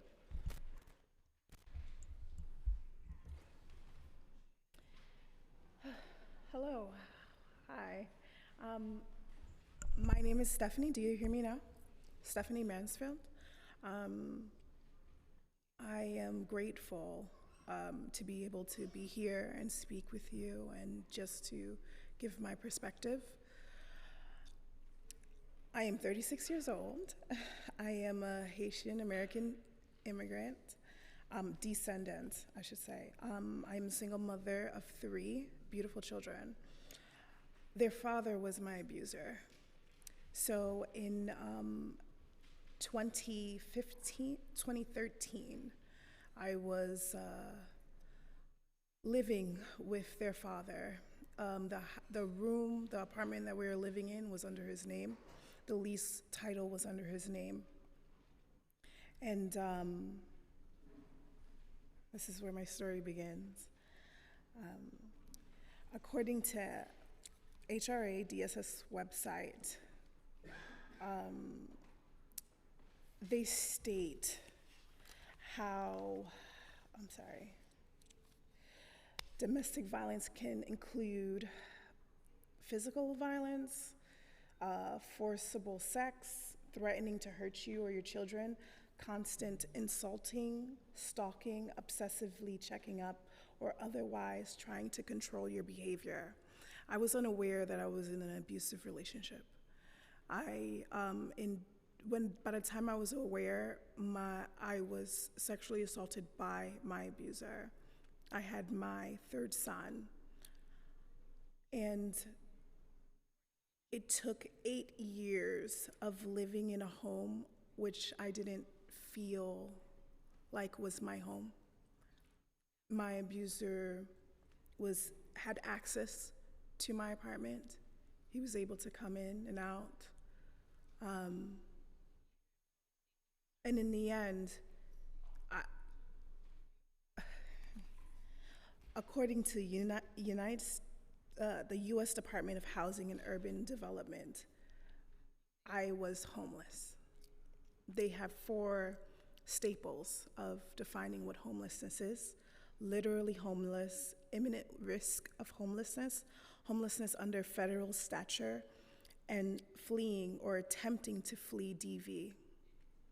8 years of the 10 years I lived in that apartment, I was attempting to flee my abuser. I am a proud mama of a neurodivergent son. I am a proud mama of a son that has ADHD, that's on the spectrum. I am myself physically disabled. I suffer TBI. And these are all barriers that prevented me from fleeing my abuser.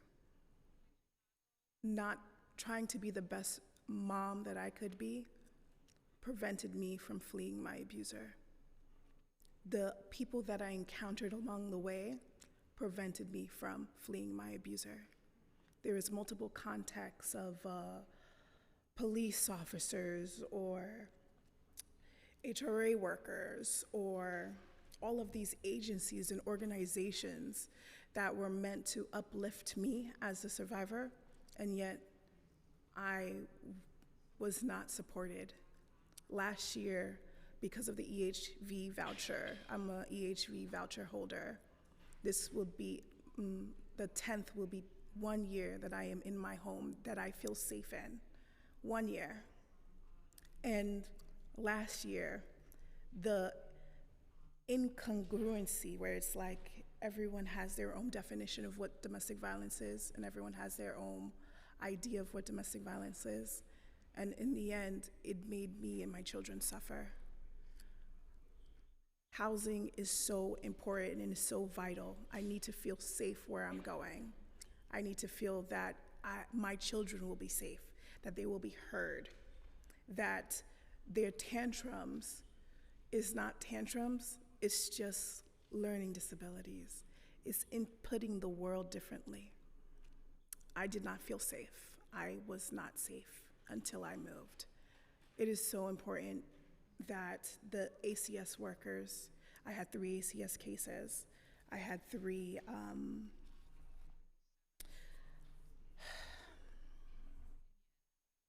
ACS cases against my abuser.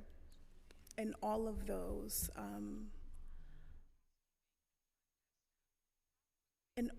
encounters with so many people that could help, I still wasn't able to access the services that I needed. Microgrants are important. The ability to move and know that I'm gonna be safe, that my children are gonna be safe, and that we are not going to end up homeless again. The eviction notice, the eviction process, having the proper supports and people who are trauma-informed to help and aid.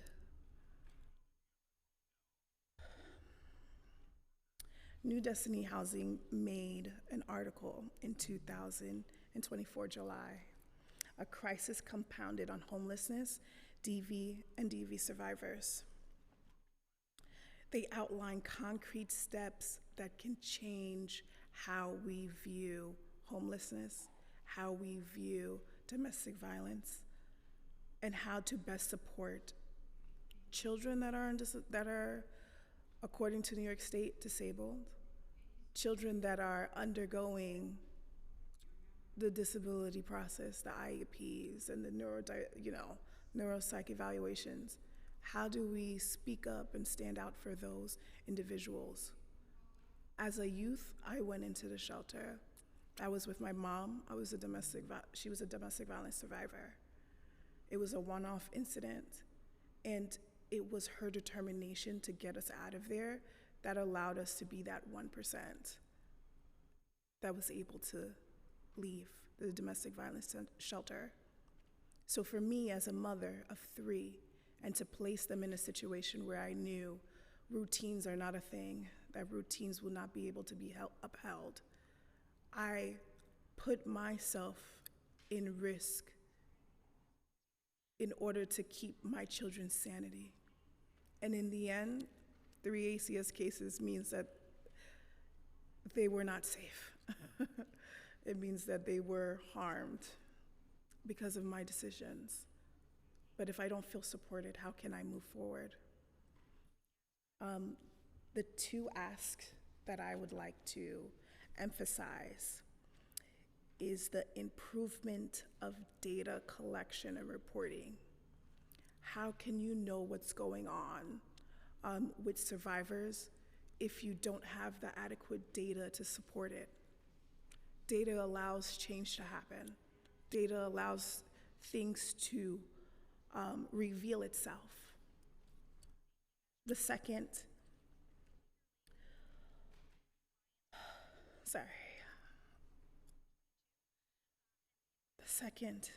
is recognizing the whole survivor, recognizing the things, the complexities that come with every single survivor, and the differences that make us beautiful, but the differences that makes it more complex.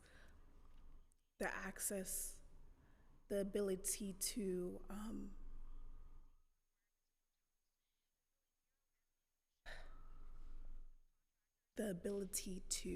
see us. I will always prioritize my children before myself, and it led to my detriment. I was in the hospital a month after I was placed in new housing. I was not given access to the McKinney Vita, I think it is, where you get busing for your child when you're a survivor. I wasn't given that, and I spent Thanksgiving in the hospital instead of celebrating it with my children. But that's my disability. And if there were services, if there were enough services to provide me what I needed and my family and what they needed, I believe things will be different. I am so grateful of where I am now and where I am today compared to where I was a year ago. And I would like to thank you for your time. Thank you.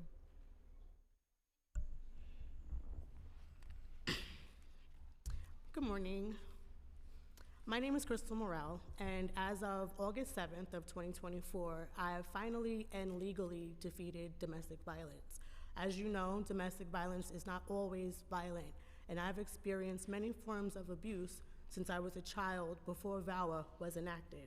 On September 3rd, 2016, I packed what I had and I left along with my 8-month-old daughter. 90 miles outside of the city, all of my plans fell apart, but there was no turning back because the last conversation I had with my abuser, I said, I would rather be homeless than to spend another night with you in this house. On September 17th, I made the decision to go to PATH. After hours of waiting, I was finally interviewed by a NOVA worker who then informed me that there may be a possibility that I would be sent back to Buffalo, sent back to my abuser, because if I had lack of proof of my abuse, aside from a copy of a police order where he threatened to blow my face off if I had him arrested after strangling me. Around 2 a.m. now, September 18th, we were placed in a homeless hotel in Queens, and we were told that a bus would come back to get us to return us back to PATH. The bus never returned. So me being a New Yorker, because New York City is my home, I knew how to get back to PATH. But unfortunately, I had to start the intake process all over again. We weren't placed until Monday night in Safe Horizons Willow House in the Bronx, although I wasn't DV eligible for another 10 days pending investigation. At Safe Horizon, I was further abused and traumatized by a system that was supposed to help me. I was denied the opportunity to apply for public assistance and was threatened with being discharged for doing so. From then on, I had to advocate for every single thing that I needed. With little notice of timing out, I was given 6 days of knowing when we would be timed out. Again, I had to return to PATH to be placed in a DHS shelter. Upon arriving at the DHS shelter, I was informed there were no resources to help me. There was no food, there was no toiletries, there was no pantry. They couldn't even give me a Metro card. Again, I had to advocate for myself to get the bare minimum of what I needed to provide for myself and my child. Once my NYCHA priority had been upgraded to N1, after 3 months, 9 days before Christmas 2017, we were finally in our permanent home. Because I advocated for myself, I was able to start my own business in the DV shelter, as well as my advocacy for survivors, for victims, and for abusers alike with Sisters in Purple. Thank you for your time. Thank you.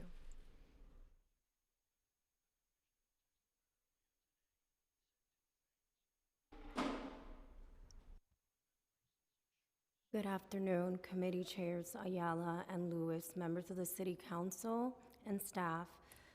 My name is Daniris Espinal. I'm a mother and a survivor. Domestic violence is a leading cause of homelessness, especially for women and children. Anyone can experience domestic violence. It doesn't discriminate on socioeconomic status, gender, cultural, or religion. Domestic violence is about coercive control, isolating, monitoring, restricting, and manipulating the victim's or survivor's reality. There is an interconnectedness between domestic violence and homelessness, based on New Destiny's report. The decision is to leave an abusive partner can be complicated by fears of homelessness and city shelters. In many cases, the survivor flees the situation with their children. It's a time of survival. In 2023, survivors were 5 more times likely to move to another shelter than to permanent housing. That year, 50% of survivors moved to another shelter, while only 9% found a permanent home. Emergency shelters only provided stabilized housing for up to 180 days. Without a safe place to rebuild their lives, survivors may be forced to remain in abusive situations, putting their lives at risk. Nationally, 1 in 5 homicide victims are killed by an intimate partner. The barriers for survivors to access supportive housing are the lack of safe and affordable apartments available, the length of time it takes to complete paperwork and inspections when renting with a subsidy, the length of time it takes to move into a supportive housing, set-aside units and/or lottery units to name some, Stabilized housing is crucial for a survivor to heal and to regain control of their life. Providing access to shelters, but not importantly, a safe home can be life-saving. I would like to remind decision makers that these are not just numbers that you're seeing. These are people like you and me. As a society, we have to cultivate the compassion and empathy towards the children. The children suffer greatly. Domestic violence is not a glamorous theme. However, we need to normalize having these conversations more often. Educate the public of the red flags and the dangers of domestic violence. How can neighbors or communities help? How can anyone help if they can't identify what is going on? As a survivor myself, I would say that housing is just the beginning to start healing. The survivor deserves to be heard and seen. These resources can help validate the survivor's experiences and help ease the stigma and shame. Thank you for having me today. Do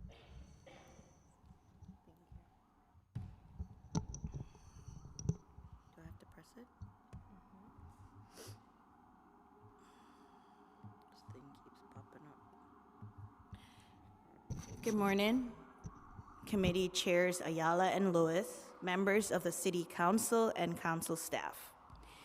Thank you for holding this oversight hearing on supporting survivors in NYC's shelter system and for the opportunity to testify on behalf of DV survivors. My name is Stephanie Woodbine. I am a member of New Destiny's SVP, Survivor Voices Project, and co-chair of the Advisory Council at the Mayor's Office to End Gender-Based Violence. The lack of permanent housing solutions for survivors is compounded by the lack of affordable housing solutions across the city. New Destiny Housing is the only organization committed to ending the double trauma of gender-based violence and homelessness. I'm here today secure in my home now only because of the assistance I received through them. After years of housing instability, my family was evicted from our apartment post-COVID. For months, we stayed in friends' homes, hotels, and Airbnbs when I could afford it. We did not qualify for DV shelters, and I was afraid of entering the DHS ones. I received housing navigation services from New Destiny. This was a godsend, as I didn't have to go through too much re-traumatization where that was concerned. My navigator, acting as a liaison between me and potential landlords, cleared the way for me to maneuver homelessness, mentally and emotionally. I felt overwhelmed and ashamed that I had lost my home, even though much of this had to do with my mental trauma and financial insecurity due to vexatious litigation in family court and post-separation abuse from my former partner. I have done DV advocacy and outreach with the Voices Committee at the Mayor's Office to end gender-based violence, sharing information and supporting community events to prevent, recognize, and respond to everything from intimate partner violence to sex trafficking and elderly abuse. But when I joined New Destiny's SVP after I was rehoused last year, it was an opportunity to learn more about how things worked at the policy level and to further use my voice as a lived expert. Domestic violence, coercive control, and post-separation abuse are insidious. They're interwoven in all facets of society, at every social level and across every economic class. The effect of this is a pervasive and continuous rise in family homelessness, with women and children accounting for 57% of those trapped. When home is not safe, where does one go? A good home is a stabilizing factor in a survivor's journey. From surviving to thriving. I felt so humbled and grateful when I moved into our new home. I was able to focus on exiting survival mode and re-entering society as a contributor. More survivors and their families should be afforded the tools and the opportunity to thrive. This begins with them being stably housed and being able to parent responsibly.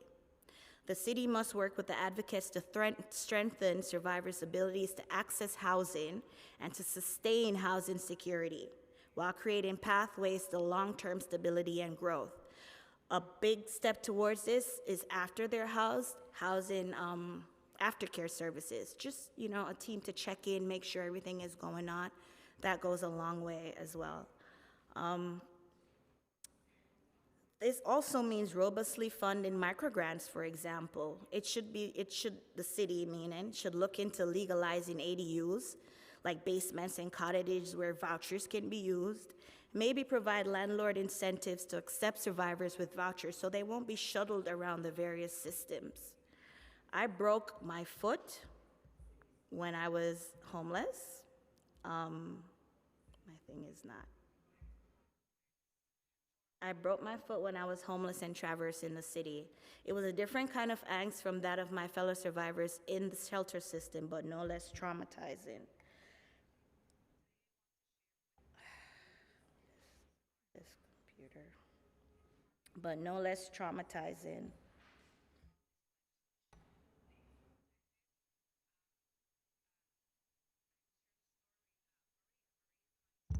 I'm sorry. I'm trying to get to the rest of this, and my computer, I want to slide down. Oh.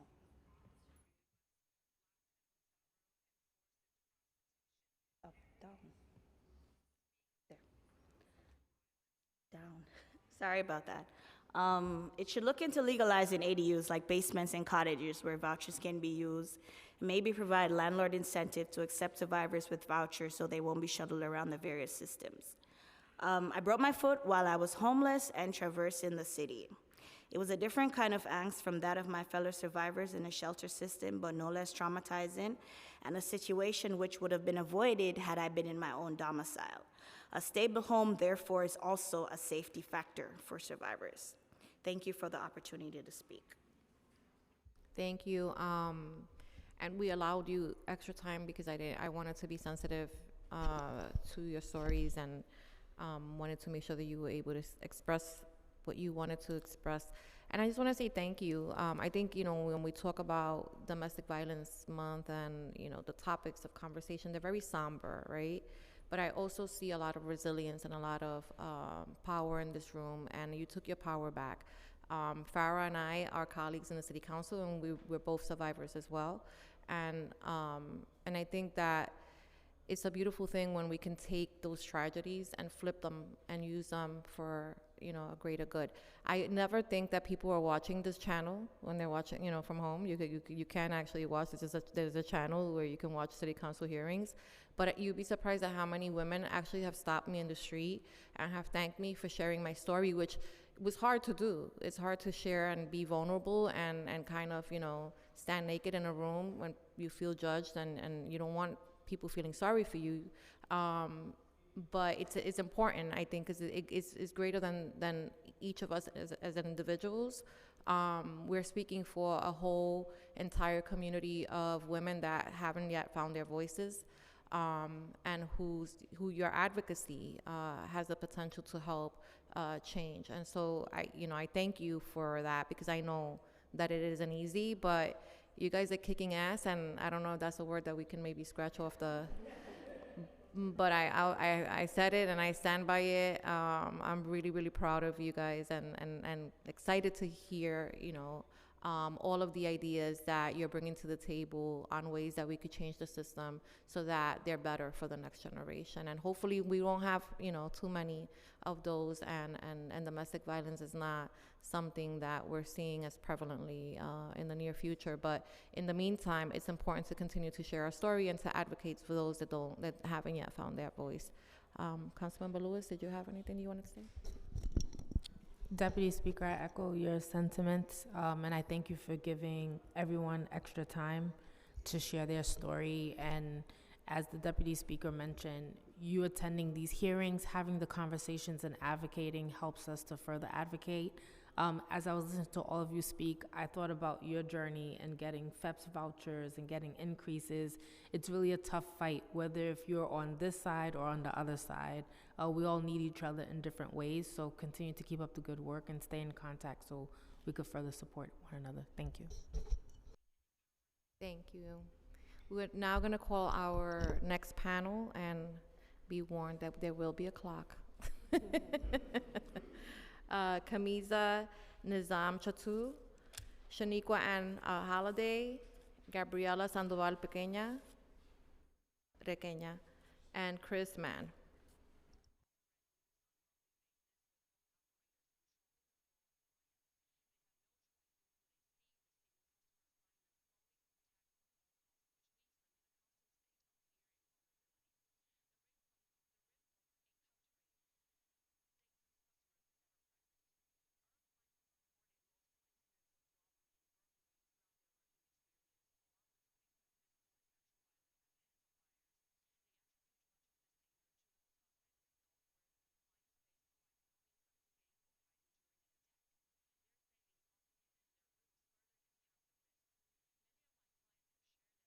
You may begin.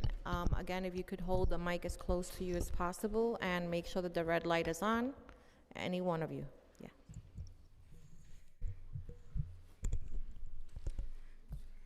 Good afternoon, committee chairs Ayala and Lewis, members of the City Council, if there are any still, and the staff. Thank you so much for convening this hearing. I also want to thank the survivors who shared their testimony. It takes a lot of courage to come forward, and constantly inspired whenever I hear them speak. My name is Gabriela Sandoval Requena. I am the Director of Policy and Communications at New Destiny. New Destiny's mission is to end the double trauma of abuse and homelessness among domestic violence survivors. For 30 years, we've been solely dedicated to the solution of permanent housing for survivors. We are also a co-convener of the Family Homelessness Coalition and a member of the Supportive Housing Network of New York. Why do we do this work? Because domestic violence is a leading cause of homelessness in New York City, pushing thousands of individuals and children into shelter. However, with so little housing options available to survivors, they are more likely to move from shelter to shelter instead of housing. New Destiny recently released a report, A Crisis Compounded, which documents the struggles and barriers that domestic violence survivors face when trying to secure affordable housing after escaping an abusive relationship, and the long-term impact that they face as a result of the abuse. We will submit extended written testimony, so I'd like to use this time to highlight some of the key findings of the report. As I mentioned earlier, domestic violence is one of the main causes of homelessness. In 2023, nearly 11,000 adults and children went through the domestic violence shelter system, the largest in the country. And year after year, more families with children enter the separate DHS shelter system due to domestic violence than evictions. It is extremely difficult for single adults to enter the domestic violence shelter system, and I just want to flag that because that is usually LGBTQI members, community members, also people with disabilities and seniors. If I may continue, Chair, I'll be brief. Women of color are also impacted disproportionately. Most of the survivors in the DV shelter system are children, with children under the age of 8 being the largest age group, which is deeply concerning because we know of the intergenerational effects of abuse and homelessness. In 2023, more than 50% of survivors left HRA DV shelter for another shelter, and only 9% left for housing. Survivors who time out of HRA emergency domestic violence shelter without a secure placement must apply for DHS shelter at risk of being turned away. The abuse has devastating, long-lasting negative health impacts. Survivors are more likely to develop cardiovascular disease and type 2 diabetes. More than half experience post-traumatic stress disorder and depression, and they can also sustain head trauma more likely than football players, but they're rarely diagnosed. Our report gives 13 recommendations within 4 overarching areas. I won't go through them Here, I just mentioned the 4 overarching areas that are to expand access to housing resources and services, ensure supportive housing is accessible and adequately funded, increase investment in microgrants and flexible funding, and improve data collection and reporting. We are grateful to DSS HRA for implementing some of these priority actions, such as amending the city supportive housing program to include survivors with children. Additionally, I'd like to thank the council for considering legislation in this hearing to improve data collection and reporting on domestic violence shelter applications and exits.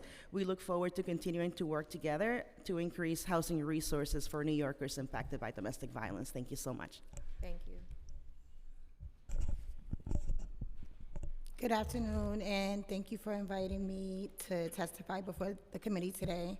My name is Shaniqua Ann Holliday, and I'm an Associate Vice President for DV Shelters at Safe Horizon, which is the nation's largest nonprofit victims assistance organization. We offer a client-centered, trauma-informed response to 250,000 New Yorkers each year who have experienced violence or abuse.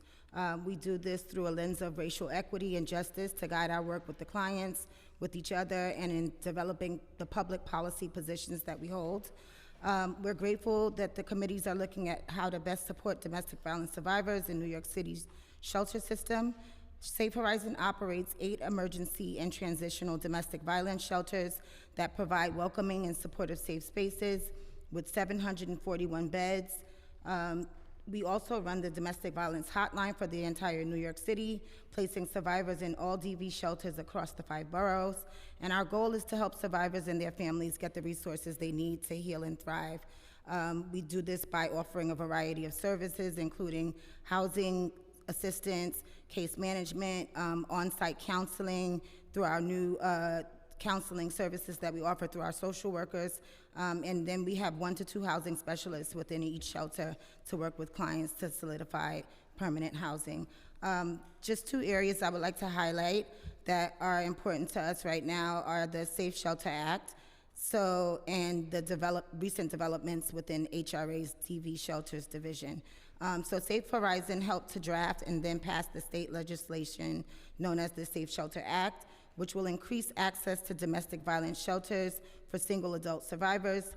This legislation was sponsored by Assembly Member Andrew Havisi and State Senator Andrew Gonares, and it would provide the funding flexibility shelter providers desperately need to house many more single adult survivors of trafficking and domestic and gender-based violence. This flexibility would actually empower the sector and help ensure that all survivors, regardless of age, sexual orientation, gender identity, or family status, have equal access to life-saving temporary housing and support. The other area that I wanted to highlight, since for the sake of time, and I've submitted the written testimony to expand on the concepts, are the recent developments within HRA's DV shelter procedures. So in July 2023, they implemented an interactive voice response system and expanded on the use of this system to a significant number of DV shelters across New York City that they had been piloting in select shelters. The system allows clients to call in directly from designated phones at the DV location, sometimes in their units, within a certain window to submit their attendance in shelter for the day. And the system is proposed to simplify the attendance tracking process, reduce administrative burdens, and enhance the overall efficiency of services. Also, HRA has extended the time to submit attendance daily in the DV shelters to 2 p.m., and this addresses the varying needs of survivors in shelter, because of course we know that time constraints can impede on folks' ability to have their outside lives, right? The previous cutoff time was 10 a.m., and this allows the DV shelters to be more client-centered around the intersectionality of survivor presence in shelter and their daily living. And the last thing that I wanted to highlight is the most recent development is the discontinuation of the requirement to submit daily attendance sheets via email and e-fax to the billing liaisons for each shelter, and this helps us to reduce delays in attendance confirmations for the facilities, which improves utilization rates and increases productivity of billing submission and reconciliation. Thank you so much. Good afternoon, Chairs Ayala and Lewis. Thank you and the committee members for the opportunity to submit testimony today. My name is Chris Mann. I'm the Assistant Vice President of Policy and Advocacy at WIN, which is the city's largest provider of shelter and supportive services for families experiencing homelessness. We operate 16 shelters and about 500 units of permanent supportive housing throughout the 5 boroughs. Last night, 7,000 people called WIN home, including over 3,600 children. Domestic violence remains a leading cause of homelessness for families with children in New York City, surpassing evictions and overcrowding. In fiscal year 23, more than 20% of families with children entering DHS shelter cited domestic violence as the primary cause of their homelessness. At WIN, we see the impacts of domestic violence on families every day. 90% of the families we serve are headed by women, and many of them have fled abusive situations, seeking safety and stability for themselves and their children. Despite this immense need, we're facing significant gaps in housing options for survivors of domestic violence. The number of households leaving HRA domestic violence shelters for permanent housing has dropped by 18% between 2018 and 2023. Of the more than 2,000 survivor-led households who exited emergency shelter in 2023, 50% moved to another shelter rather than permanent housing. With such limited housing options, survivors are often forced into a cycle of shelter-to-shelter movement because of arbitrary shelter stay limits in the DV system. This instability is devastating for families seeking safety and a chance to rebuild their lives. This is why we support T2572, which would expand reporting on exits from domestic violence shelters. WIN also supports 2573, which is aimed at helping to better understand demand for domestic violence shelters. We do have a couple questions about how to source that data. Additionally, we urge the council to pass Resolution 363, introduced by Councilmember Gail Brewer, which calls on the state to pass legislation that would end harmful impacts of shelter limits and codify right to shelter in DHS, DV, and all shelter systems. Thank you.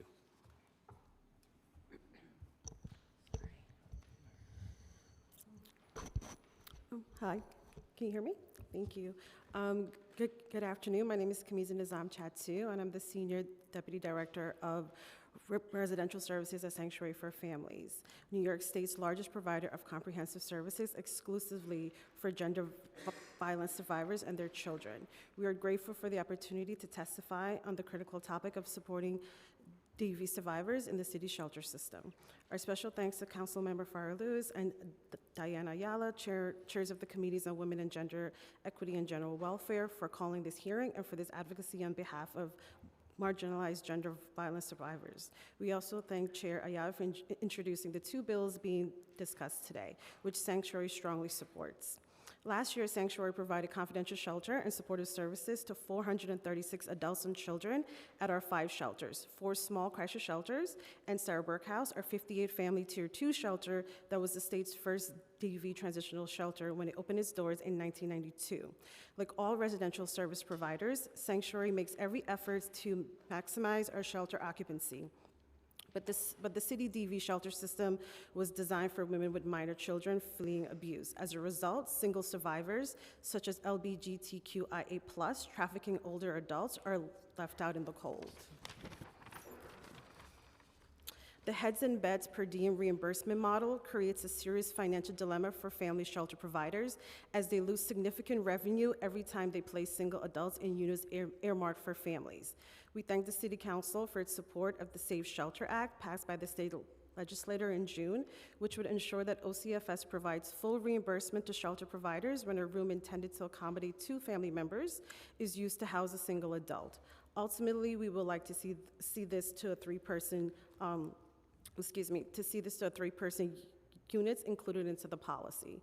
This reimbursement model poses other challenges for service providers. For instance, when residents must spend nights away from the shelter, such as when they're hospitalized or need to be out of town for valid reason, such as a family member passing. A short reimbursement is for hospitalization for 10 days, but if a client needs to go out of state for, say, someone passing away, or if they stay out of shelter, the agency is not reimbursed, which is very much unfair since we're still providing services. Another critical issue, if you just give me 2 more minutes, another critical issue is the state public assistance program, which are intended to provide financial help to abuse survivors as they work toward economic stability and independence. These benefits have not been raised for years, even decades. Currently, a single mother with 2 children in Manhattan receives a shelter allowance of just $400 per month. We support New Destiny's proposal to urge the state and the Assembly to pass A05543, which would increase the shelter allowance to 100% of the federal fair market rates and help to ensure that individuals can access safe and stable housing. We also support New Destiny's proposal to increase the basic needs allowance to keep pace with inflation. Lastly, it's no secret that the situation for shelter residents when they exit shelter is dire.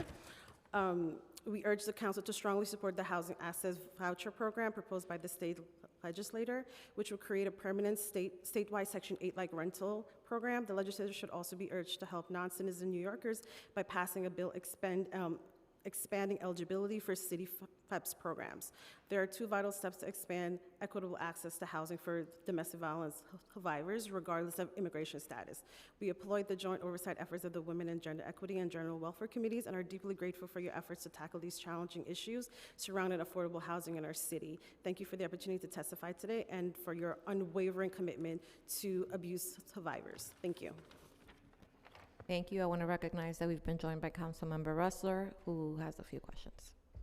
Thank you so much, Chairs Ayala and Lewis. Greatly appreciate your leadership and focus on this critically important issue. And thank you to each of you for your great work supporting survivors of domestic violence in New York City. Question, I think probably for Wynn, but anyone to jump in.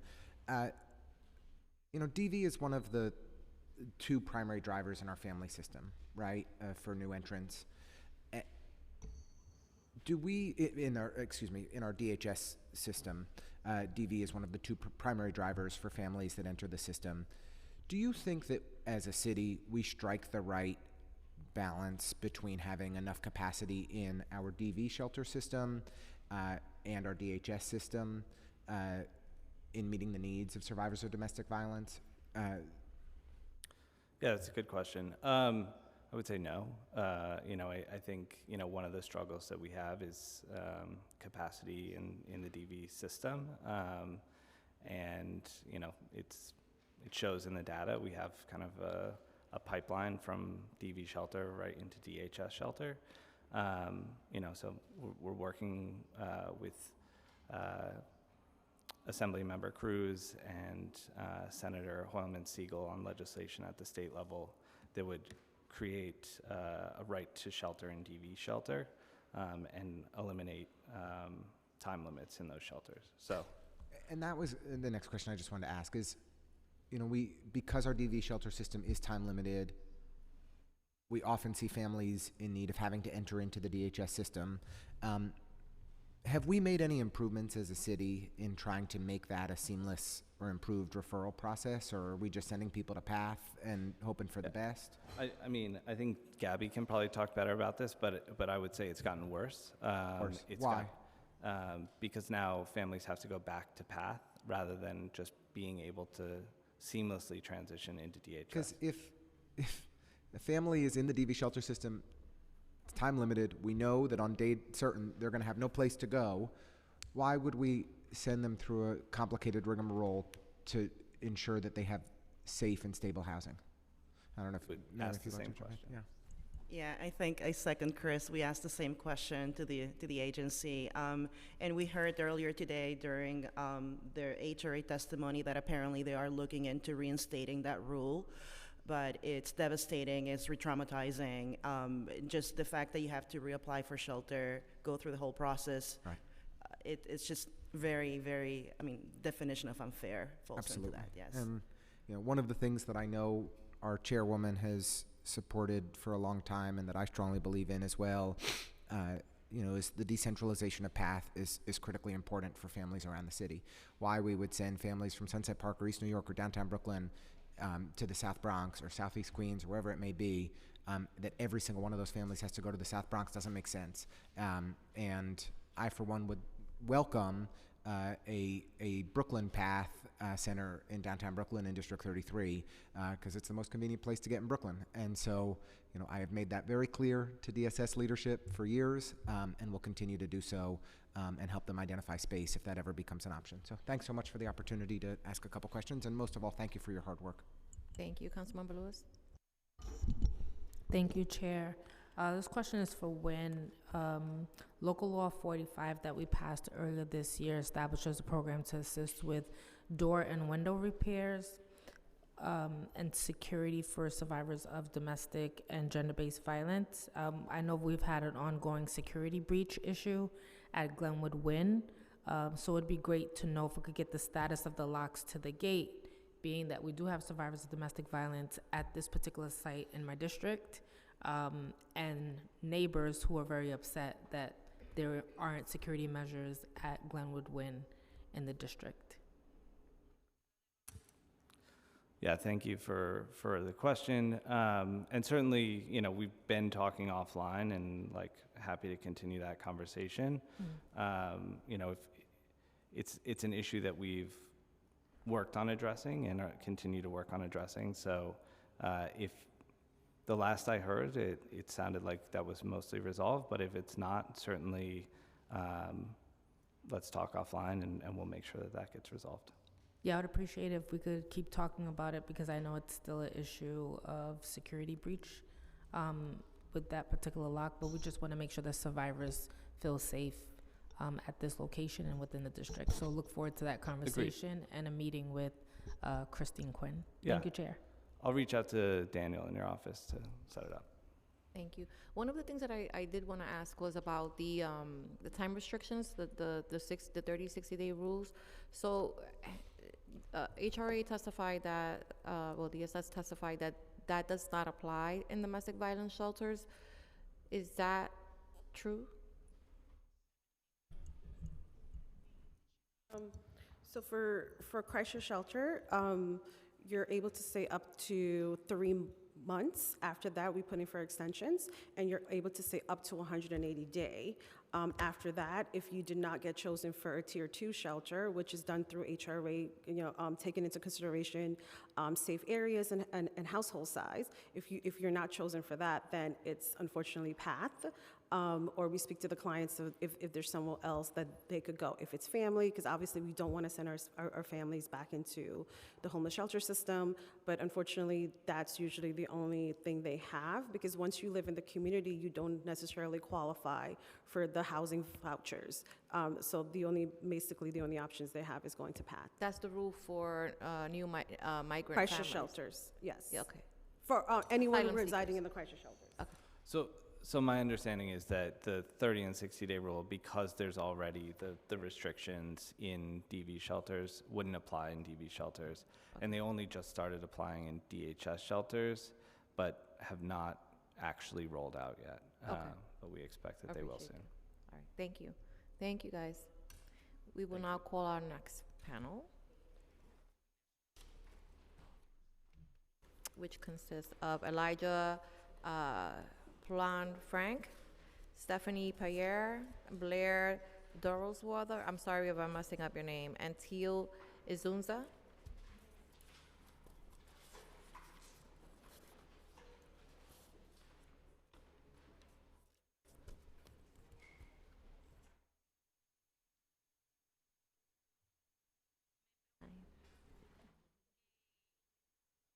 Here you go.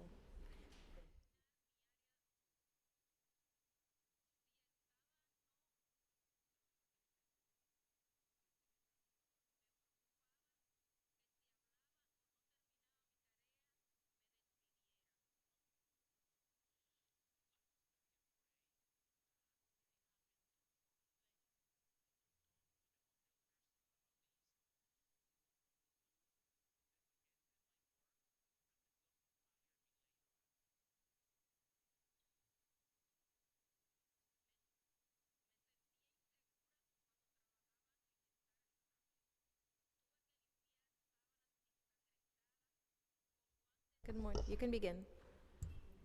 Good afternoon, I think now. Chair Ayala, Chair Lewis, and the rest of the City Council members that are here. My name is Teal Inzunza. I am the Associate Vice President of our Justice Initiatives Department at the Urban Resource Institute, the nation's largest provider of domestic violence shelter services. We serve over 2,000 people affected by domestic and intimate partner violence and homelessness. Thank you for the opportunity to discuss the critical issues survivors face in accessing safe and affordable housing. The recent report from New Destiny Housing highlights several severe challenges survivors of domestic violence in New York City face, including immigration status, limited financial resources, and shortage of appropriate housing programs. These barriers not only jeopardize the safety of survivors, but also hinder their long-term stability. URI fully supports several key recommendations from this report. 1, expanding City FEP's eligibility. 2, creating statewide Section 8 like housing vouchers. 3, access to the shared program for Tier 2 shelters. 4, including survivors in the New York City 1515 supportive housing. 5, investing $6 million in NGBV's microgrant program. And lastly, reflecting the housing needs of single survivors, as we've heard many testify today. Each of these recommendations are essential, ensuring survivors can escape abusive situations and rebuild their lives. URI stands ready to support their implementation and continue advocating for policies that protect and uplift survivors. We will share more about these issues in our written testimony, and thank you for all of your leadership and on these urgent issues. We appreciate you. Good morning, and thank you to the Committee on General Welfare and Women and Gender Equity for the opportunity to share my testimony. My name is Blair Dorschwelther. I'm the Director of Economic Empowerment at the Urban Resource Institute. Our program aims to provide economic justice through financial stability, meaningful employment, and financial healing. These are crucial tools to economic equity for survivors and their community. Every day we see the detrimental impact the public benefits cliff has on survivors' safety and security. A safety net that is aimed to support low-income New Yorkers acts as handcuffs to financial stability and independence. For instance, to qualify for FEPS-B housing voucher, survivors must earn nearly at or below 200% of the poverty level. City FEPS has comparable limitations. If a survivor's income slightly exceeds this threshold, they risk losing essential public benefits, including housing vouchers. Additionally, City FEPS is the only option for single survivors, but they need to have an open public assistance case. However, going to public benefits office, they rarely open a public benefits case without cash assistance. This puts singles in a catch-22. I once worked with a client who juggled 2 jobs to pay rent before she came to shelter. After entering shelter, her income surpassed the eligibility limit for public benefits, yet it wasn't enough to afford market rate apartment. To qualify for cash assistance to secure FEPS-B vouchers for permanent housing, she had to quit one of her jobs. This scenario is not uncommon. Ironically, these programs require employment, yet survivors can't increase their hours, take additional jobs, advance their careers, or accept promotions without risking the loss of benefits, which ultimately leads to the loss of housing vouchers in their home. Many landlords are reluctant to accept vouchers, often distrusting the untimely payments from HRA. I once assisted a survivor whose landlord hadn't been paid by HRA for 11 months. In eviction cases, it's the tenant who is liable, not HRA. Survivors who are also burdened by economic abuse, and the average survivor carries $104,000 of debt in their lifetime. Many survivors face identity theft, fraud, and coercion perpetrated by the abusive party. They may not even realize this abuse until they are denied housing. On average, a survivor loses $1,280 a month to their abuser. This takes a physical and emotional toll for families. I'll just finish up. Without any of these changes, survivors are left paying for their abuse.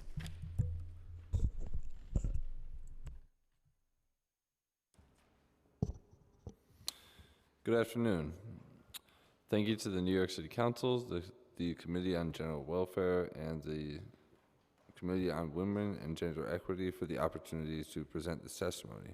My name is Elijah Polvon Frank, and I'm the Coordinator of Equity Initiatives at Urban Resource Institute's Economic Empowerment Program. URI's Economic Empowerment Program supports families impacted by domestic violence and homelessness on their journeys to achieve economic independence and growth. The EEP aims to achieve this goal through work readiness programming, survivor career counseling, and job development support. Financial empowerment for survivors of domestic violence is paramount to achieving safety for themselves and their families.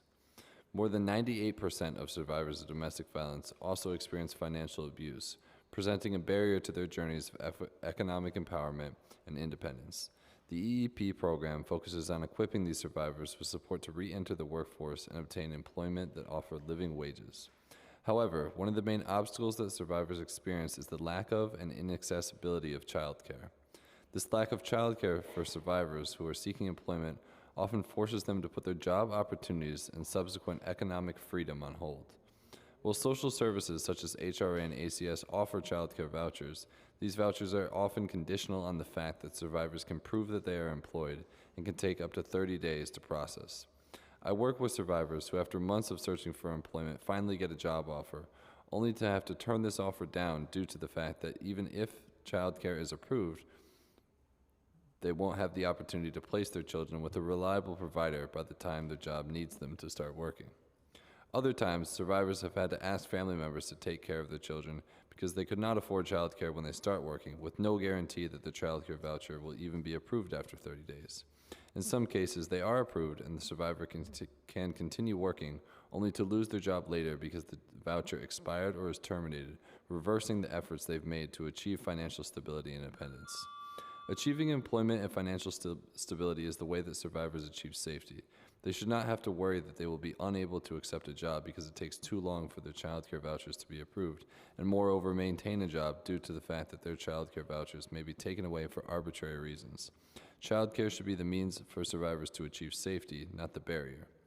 The EEP's goal is to support survivors on their journeys to financial empowerment and safety, but we currently have a wait list of over 100 people due to the lack of staffing positions available.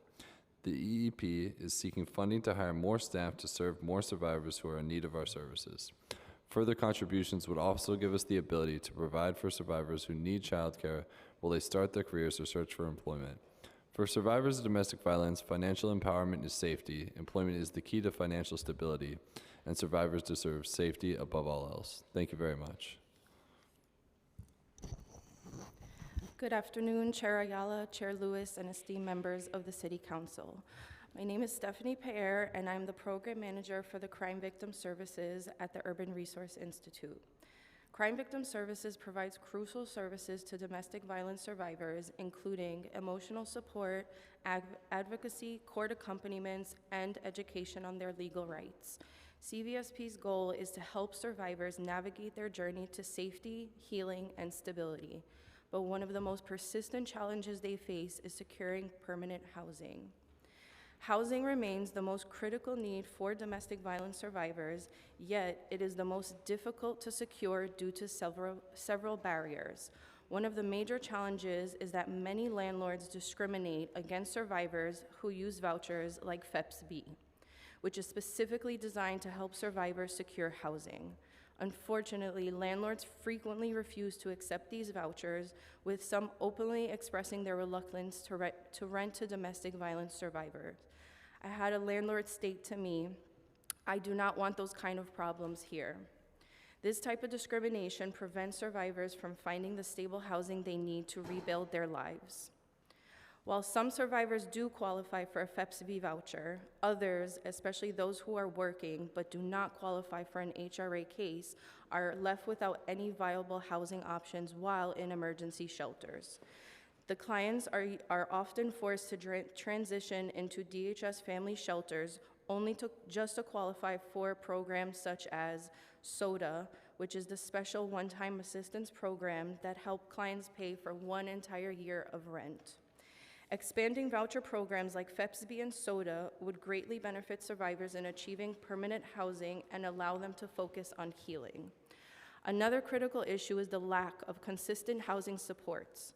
The Emergency Housing Program, EHV, was offered to all domestic violence survivors in 2022, which proved to be a lifeline for many of our clients. During its implementation, I was able to assist 14 survivors in securing their vouchers and moving into permanent housing. However, the EHV program ended in 2023 and is no longer available to survivors, leaving many without a crucial resource. Reinstating programs like EHV would provide survivors with more opportunities to find safe and stable housing. URI remains committed to advocating for these essential changes, and we urge City Council to prioritize the housing needs of domestic violence survivors.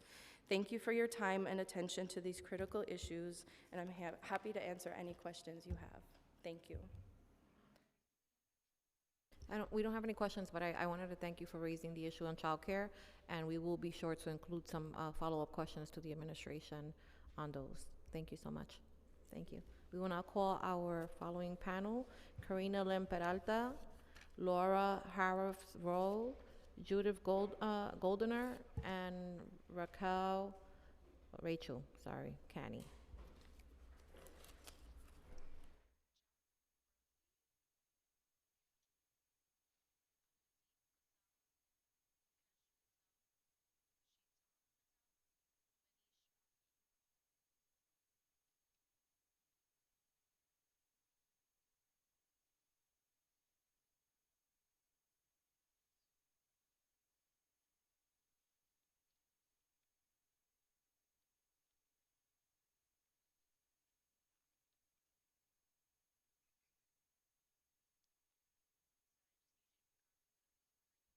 Karina, you're here, okay.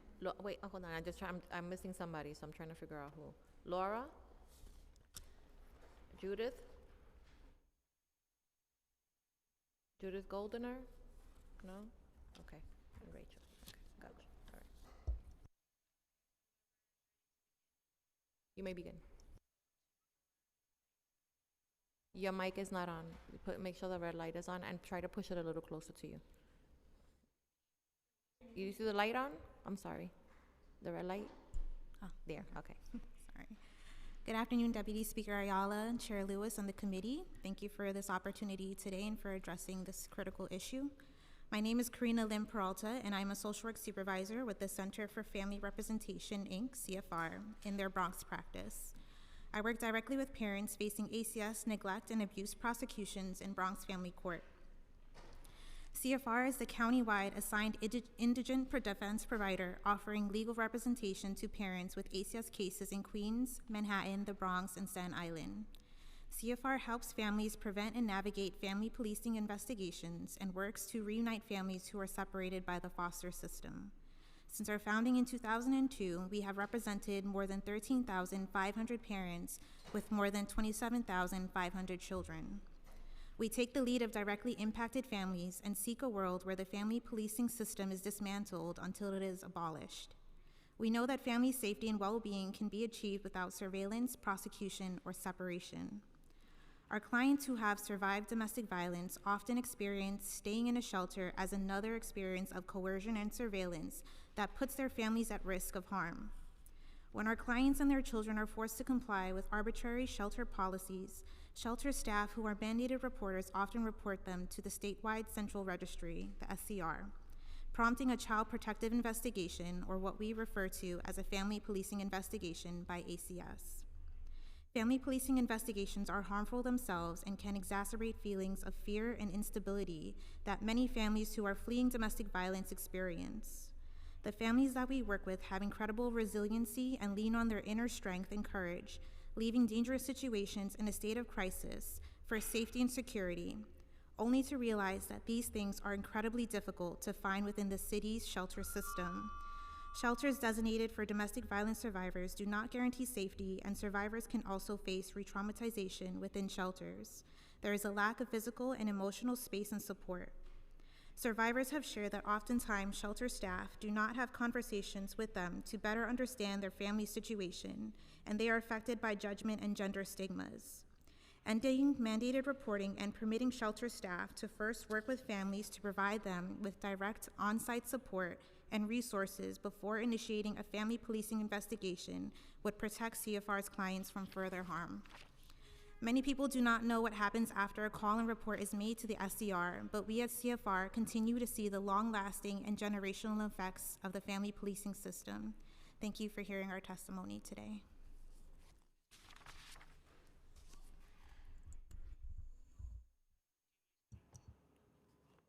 Good afternoon. My name is Laura Horvath Roa, and I use she, her pronouns, and I'm a staff attorney with the New York City Anti-Violence Project, AVP.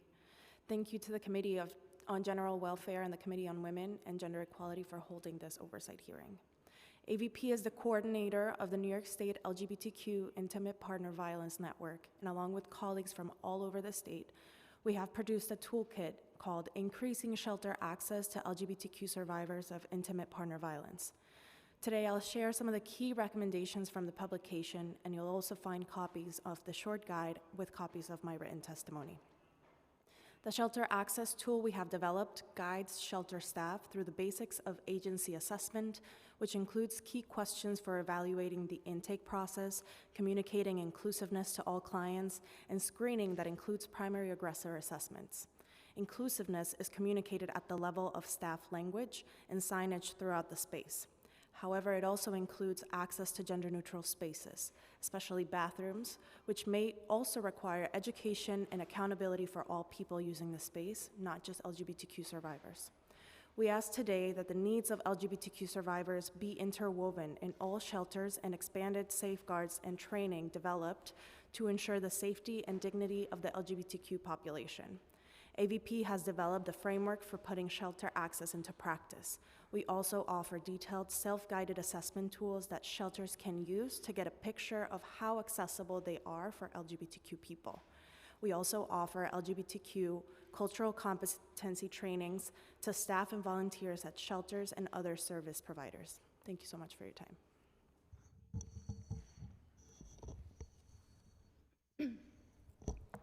Good afternoon. My name is Rachel Kang, Director of Intervention Services at the Korean American Family Service Center, and I will be testifying today on behalf of KAFSC and The Collective, a coalition of gender-based violence organizations serving immigrant communities that also includes Saki for South Asian survivors, Sauti Yetu Center for African Women and Families, Violence Intervention Program, and Womankind. KAFSC is dedicated to empowering immigrant survivors of gender-based violence through comprehensive services. Last year alone, KAFSC provided safe housing and support to over 200 survivors, and we provide a 24-hour multilingual hotline. Last year, VIP also sheltered 117 adults and 147 children. While we commend the city for recognizing the ongoing needs for language access in shelters, the reality is that many GBV survivors are still struggling to obtain shelter and benefits due to language and cultural barriers. Some of the obstacles that immigrant survivors and our staff face includes inconsistent availability of interpreters and cultural sensitivity training for shelter staff, steep challenges in finding affordable housing after shelter, survivors who are ineligible for subsidies and benefits facing homelessness, and obtaining timely responses from city agencies during urgent situations, such as seeking immediate DV shelter placements. We urge the city to increase its funding for DV shelters that serve immigrant communities to improve both language access and cultural competency training. There have been positive changes seen at DV shelters as well, including the collaboration with health and hospitals, which has resulted in shelter residents being able to access mental health care for themselves and their children, and we encourage the expansion of this program. We appreciate Councilmember Ayala's efforts to increase awareness of how many and how often survivors are exiting shelter through the 2 new DV shelter reporting bills. Currently, DV shelter providers report to OCFS on denials and admissions, but not on exits. We recommend strengthening partnerships between city agencies and community-based organizations like the members of The Collective to ensure that survivors receive timely, comprehensive support and are not left waiting for critical services. Thank you for the opportunity to testify today, and I'm happy to answer any questions you may have. No questions at this time. Thank you so much. We will now call the following panel.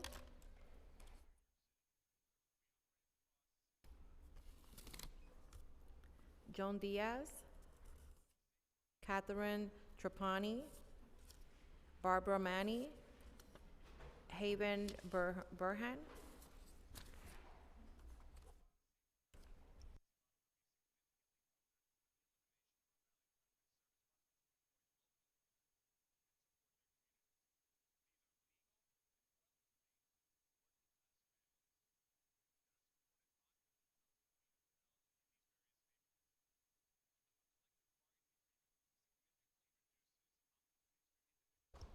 You may begin.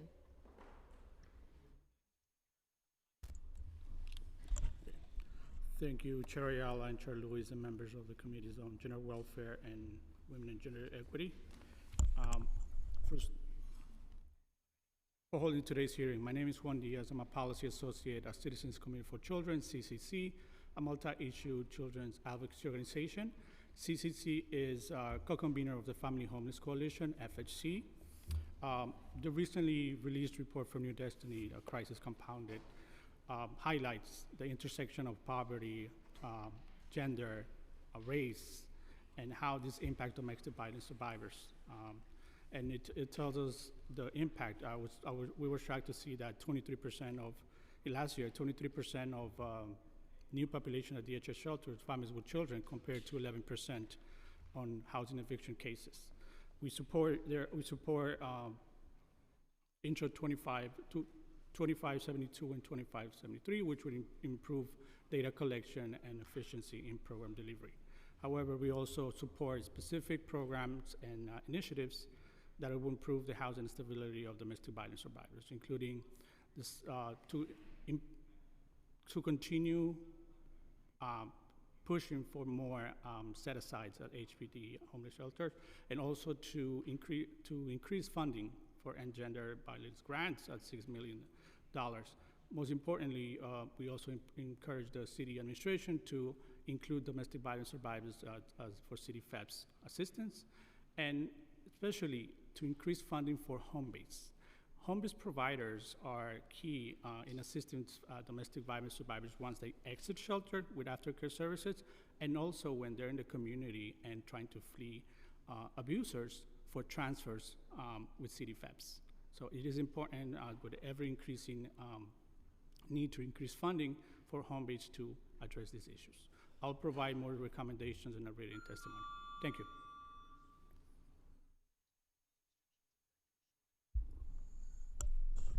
Good afternoon. Sorry, I'm short. I'm going to try to move closer. Thank you so much. My name is Catherine Trapani. I'm the Assistant Vice President for Public Policy at Volunteers of America, Greater New York. We operate 6 emergency domestic violence shelters, 1 Tier 2 shelter, and several other facilities on the DHS side of the shop for families with children as well as single adults. Will submit written testimony with more details from our teams on the ground with things that we want the council to know, as well as comments on the legislation, but I want to just briefly use this time to touch on some things that have come up today. So the first thing, Chair Ayala, you had been asking questions about whether or not persons from HERCS or asylum seekers are subject to time limits on the DV side. They're not, so I am pleased to tell you that we operate 3 shelters for asylum seekers that will soon be subject to time limits, and we are proactively screening anyone there to see if they're survivors, to try to move them over to vacancies in our DV portfolio so that they can stay in the care of Volunteers of America and not have to have even shorter time frames. And we are encouraging all of our sort of partners out there to do that proactive DV screening so that if we can take them in, because we weirdly do have vacancies on the DV side, that'll be a more stable place. So I just wanted to assure you that we're attempting to make that happen because we're thinking along the same lines. The other thing that I think is unique to our shelter programs is that we try to offer enhanced services to survivors, particularly those that are impacted by traumatic brain injury or brain trauma. Around 2/3 of survivors that are in our shelters, we've done a first-in-the-nation screening protocol that has identified symptoms of traumatic brain injury. And we know that survivors very often have suffered injuries to the head or the neck that are consistent with brain trauma, but very often it goes undiagnosed and is mistaken for other behavioral health issues because the symptoms can really be very similar. So for example, feeling scattered, fatigued, anxious, those kinds of things, people will think that that's a mental health issue when in fact there might be a physical cause. And so we have really pioneered this model to do the proactive screening and then adjust our programmatic offerings like workforce development and other things to make accommodations for persons with TBI so that they can thrive and be successful when they transition into the community.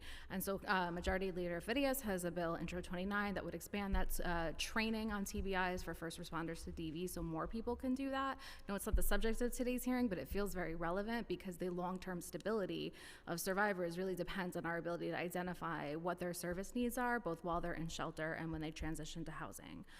So I just wanted to make sure that we had a chance to kind of touch on that. But in my written testimony, you're going to find some recommendations on how to enhance services to survivors, both on the DV shelter side, which centers around some of the recommendations of my colleagues, such as eliminating arbitrary time limits by supporting the Cruz, Hoylman, Siegel bill up in Albany, implementing the DV SAFE Act to increase access to single survivors, which we've talked a lot about today.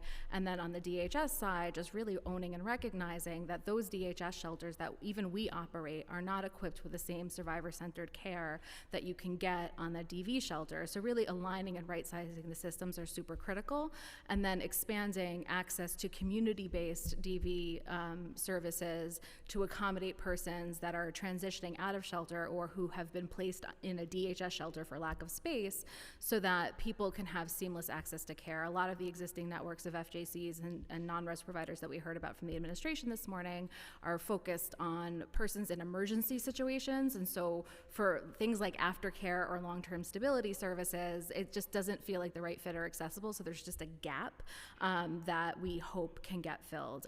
So just want to thank you for holding this hearing. Thank you for your attention to data, near and dear to my heart. I ran the Statistics for Advocacy program at New Destiny for 9 years before my career changed. So appreciate you, have some notes in the written, and certainly look forward to keep working with both of you on these important issues. So thanks.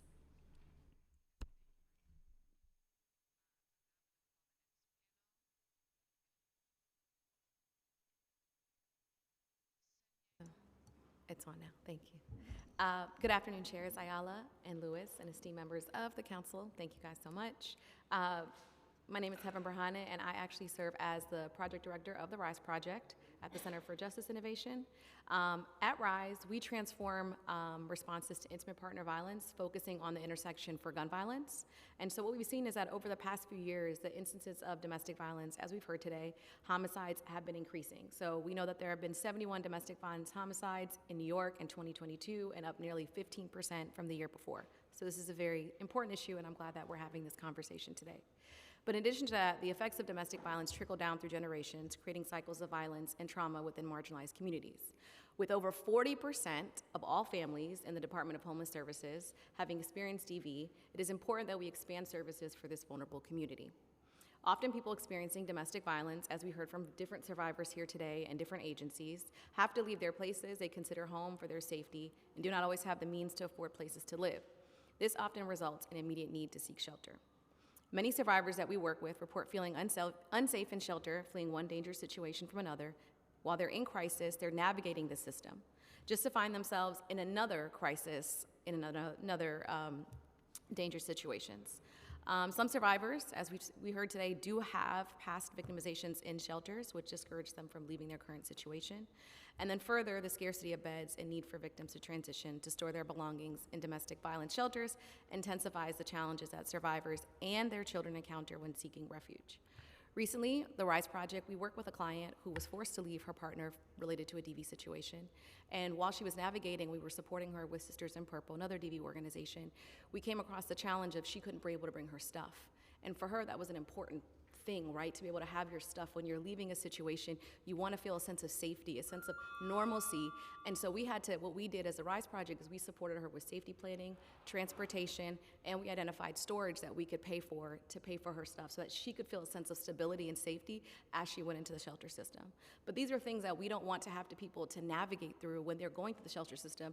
You don't want to have to be thinking about these things. You want to find safety, and in finding them safety, it helps to ensure that people, lives are saved, right? And that we don't lose lives, because we know that if they have to go back to their homes, right, and there's a gun in the home, it's 5 times more likely that this woman, particularly women and Black women, will be killed. So I thank you so much for you guys for having us be here today to testify and speak on behalf of this very vulnerable population.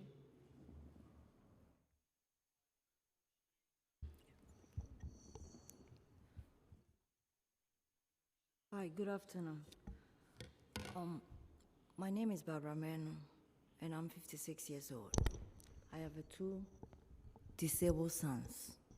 I'm here because of some agencies' misconduct and also abuse on us. My two sons and I have become homeless since June 2018. First, we had a Section 8 voucher. I had this Section 8 voucher for almost 20 years with my other two older sons. 2017, the apartment that we were living were unlivable. So the city told us to go to shelter. So we moved our things to the storage. And then the city moved us, placed us in a shelter in Queens. At that time, my youngest son, who is here with me, was 12 years old. And he hasn't been to school since 12 years.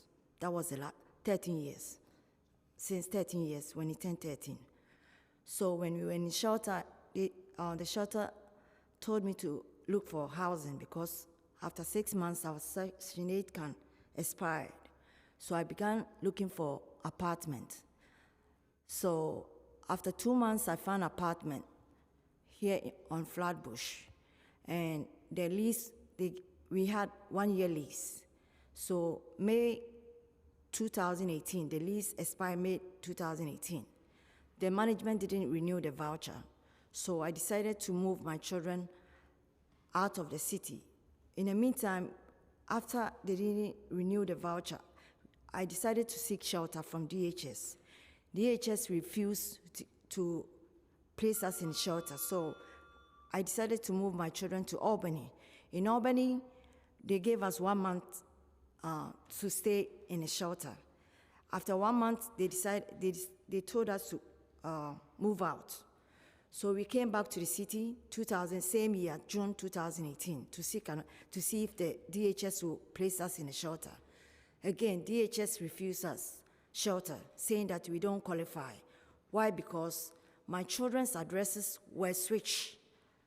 In other words, they were changed by HRA. So every time you go to a shelter, even though my children are with me, the DHS system says my children are not with me. They are living in different places. So it became a problem. So I decided to move from the States with my children. First, we went to Canada. We went to Washington, D.C. to see other states, to seek shelter. There they refused, they denied us. So I have a sister in Canada. My sister decided to let us come and move in with her. So I used to be on disability after I had my son. And then, so that income was the one that was helping us to rent places, rent motels. So after Canada, we went to California to see if we can get shelter there. The first shelter was Oceanside. We were given 1 month. Every shelter, 3 shelters, we were given 1 month to stay. So the last shelter was San Diego, Salvation Army. Then I decided to look for apartment. So we found apartment in Oceanside. There, the lease, in the meantime, before I moved to out of the state of New York, I requested the voucher to be put out to California, which was never did. So, which was never transferred. So in California, I was looking forward for the voucher to come, but it never was transferred. So in the shelter, they told me to look for a place, otherwise they're going to throw us out on the street. So I decided to use at that time, all of us were receiving Social Security disability. So when I found the apartment, it was very expensive. So I have to use all the disability money to pay the rent. And then also go for food pantries. That was what we were dependent on in Oceanside. So 4 months later, the owner said money became a problem. We couldn't afford it. So the owner evicted us. So I decided to come back with my children to Virginia to see if I can find, I'm from Ghana. I decided to come to Virginia to see if I can find people from my country. So there I met somebody from my country in Reagan Airport, and this person allowed us to move in with him from August 2019 to 2021. Ma'am, When could he you- lost could you wrap? the house, We're gonna need the you to- owner decided to sell the Ma'am, house.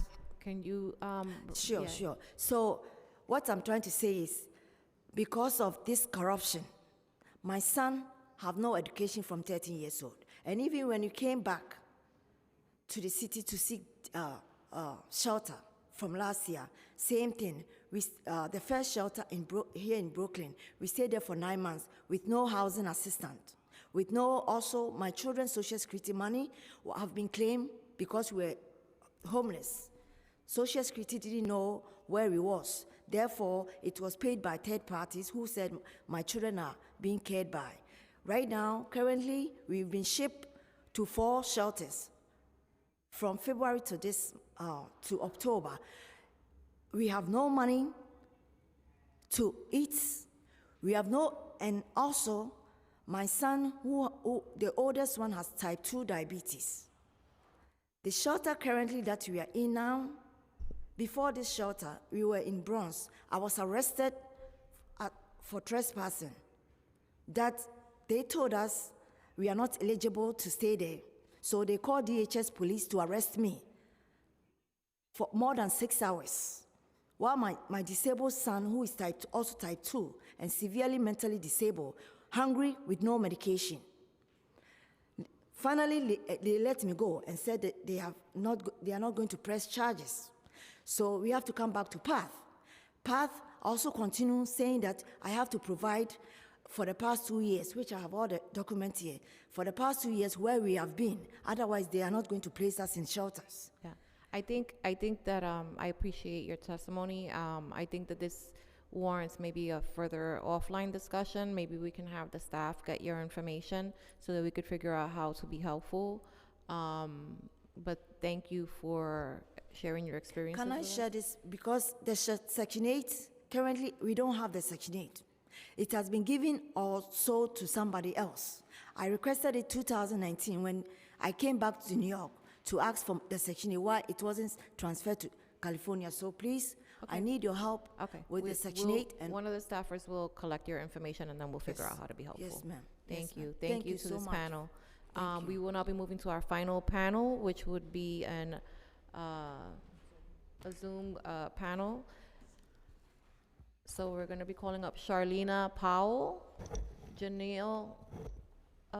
Canals, Shawnee Ades, Debbie Danastorg, I'm so sorry if I'm like completely botching your name, Danielle Emery, and Stephen De Castro.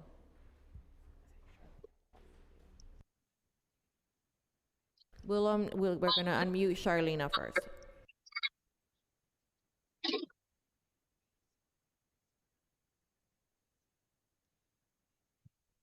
Hi, good afternoon. Please bear with me. You may begin.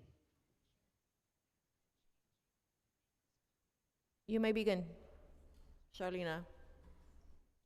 Okay, I'm just sound check to see if you can hear me. Yes. Hi, good afternoon. Thank you for the opportunity to provide a testimony online. The title of my testimony is called DV Shelter Exit Planning from the Lens of an Unaccompanied or Single Person Household Survivor and Subject Matter Expert. I'm happy to be responding to T202 42572 as well as T202 42573. Hello, my name is Charlena Powell, and as I said, I identify, and that's really important in the identification as a person with lived experience and subject matter expert on the intersection of domestic violence and homelessness. I've also been an advocate for social justice and equitable systems practices throughout New York City and in other cities across the United States. So I wanted to first start off with why I'm writing this testimony. The City Council writes and passes local laws that affect day-to-day lives of people living in, working in, or visiting New York City.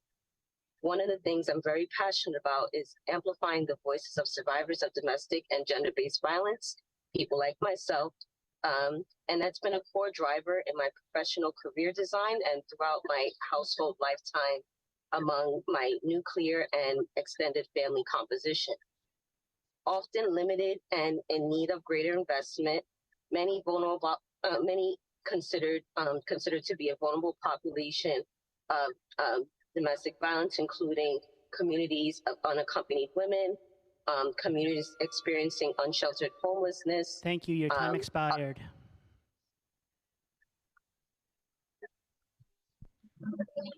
I'm sorry? Your time Sorry. expired. Can you wrap? Sure. Thank you. And also, if it helps, then I can submit my testimony written if Yes. you'd like to move to the next That would be person. perfect. That would Thank be you very much Thank for you. this opportunity. Okay, we're gonna unmute Janelle Canals. You may begin.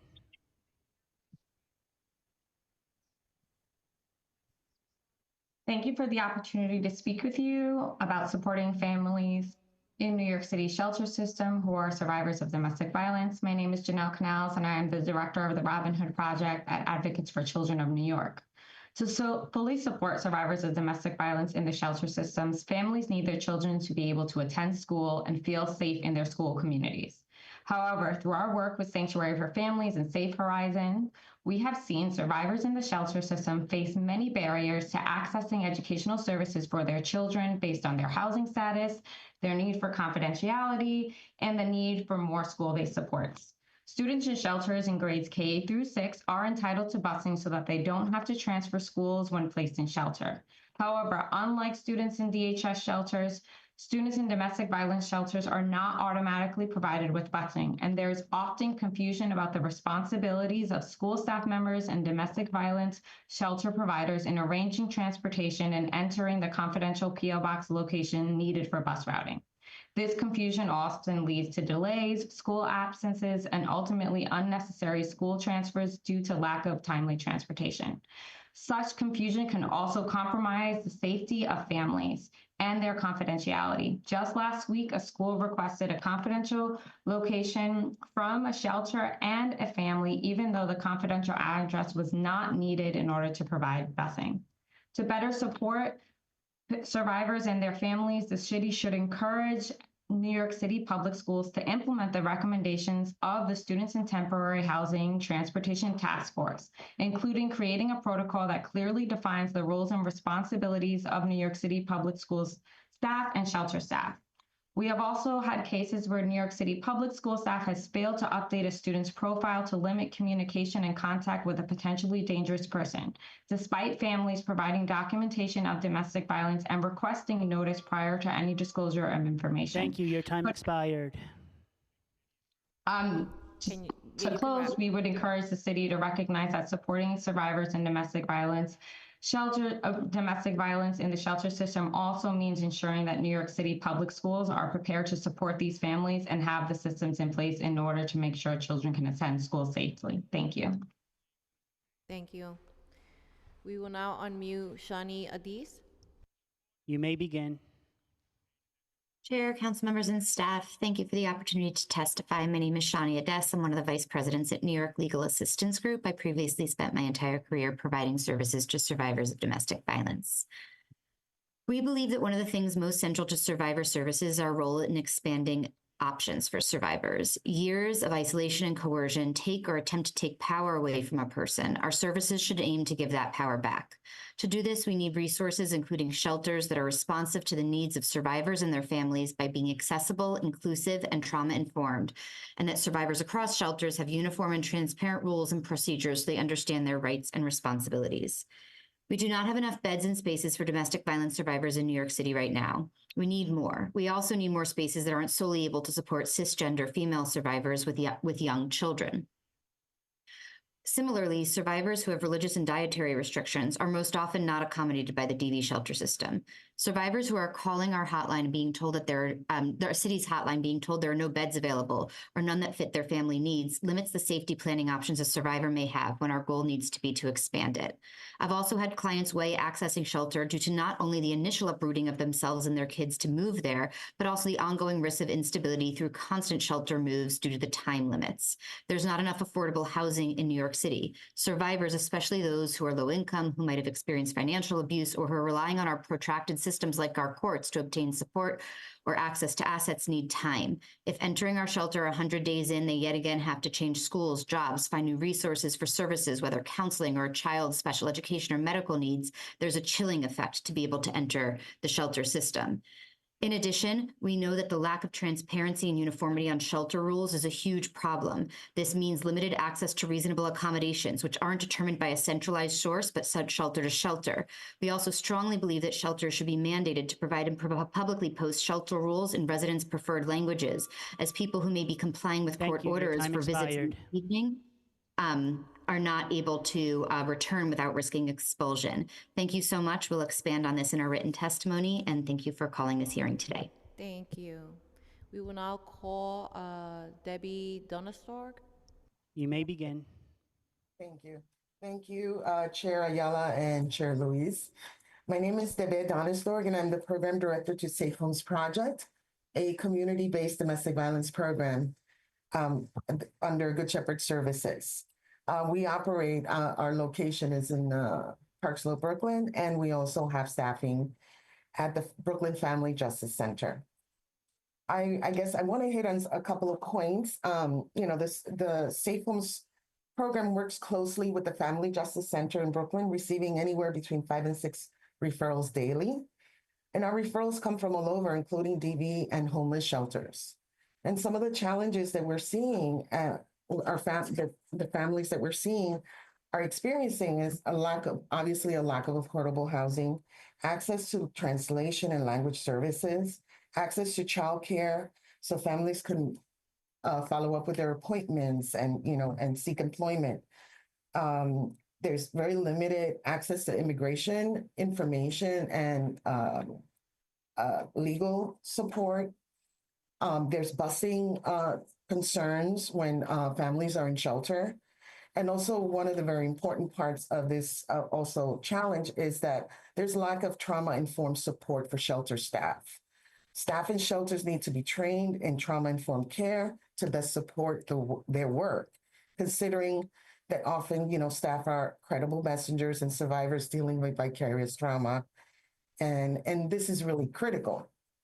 And it's critical to invest in programs and support for the shelters that are supporting domestic violence survivors and their families in the New York City system, as well as programs such as Safe Homes Project, which is extending that support to outside shelter, outside of the shelter system itself. And I want to thank you for the opportunity to testify. And if there's any questions, I will also submit our testimony. Thank you. We will now unmute Danielle Emery. You may begin. Good afternoon, council members. My name is Danielle Emery. I am the director of the People and Animals Living Safely, or PALS program at Urban Resource Institute. PALS welcomes survivors of domestic violence into 10 of URI's 15 DV shelters, serving more than 100 heads of households and close to 150 animals per year. URI was the first shelter provider in New York City to welcome pets into our facilities, and 11 years later, we are among a handful of organizations that provide this service. Multiple studies have shown that 50% of survivors state they will not leave an abusive situation if they cannot bring their pets with them. Survivors and those facing all types of crises, including natural disasters, see their pets as family members. People will not access shelter, evacuate, or seek safety if it means separating from their pets. Shelter needs to be accessible to survivors and their entire families, animals included. Many survivors choose to obtain emotional support animal documentation to access shelter and stay together with their pets through protection provided by the Fair Housing Act. They must then fill out paperwork and wait 10 to 14 days for a DHS determination as to whether their ESA will be allowed into shelter. This wait is more frequently closer to 1 month. This is not a reasonable amount of time to ask a person in crisis to make alternate care arrangements for a beloved family member. All shelters should be accommodating of pets to reduce barriers to safety and increase access to shelter. New York City is also not doing enough to help single survivors of domestic violence with pets. This is by far the largest group we hear from among the nearly 500 people who contact us each year seeking shelter with their animals. If singles are able to access DV shelter, their time in that system is tightly monitored, and the vast majority are not able to find permanent housing before being discharged. The expectation is that these clients will go to DHS's single assessment centers, but this is not an option for those with pets or even with approved ESAs. Most singles we assist through the PALS program end up returning to their abusers or other unsafe situations. The New York City shelter system creates significant barriers for people whose pets may be one of the few sources of love during their toughest times. We'll submit some recommendations with our written testimony, and I thank you for your time and consideration. Thank you. Our final panelist, I don't see him online, but we will call him anyway. And Stephen DeCastro. You may begin. Stephen DeCastro. Okay, it doesn't appear as though he's online at this moment. So with that, we have now heard from everyone who has signed up to testify. If we have inadvertently missed anyone who would like to testify in person, please visit the sergeant's table and complete an appearance card now. We are making a final call for Zoom registrants who have not yet spoken. Okay. If we inadvertently missed anyone who would like to testify virtually, please use the raise hand function in Zoom, and I will call on you in the order the hands were raised. Seeing no one else, I would like to take note that written testimony, which will be reviewed in full by committee staff, may be submitted to the record for up to 72 hours after the close of this hearing by email. You can email it to testimony@council.nyc.gov. And with that, this hearing is concluded. Thank you all.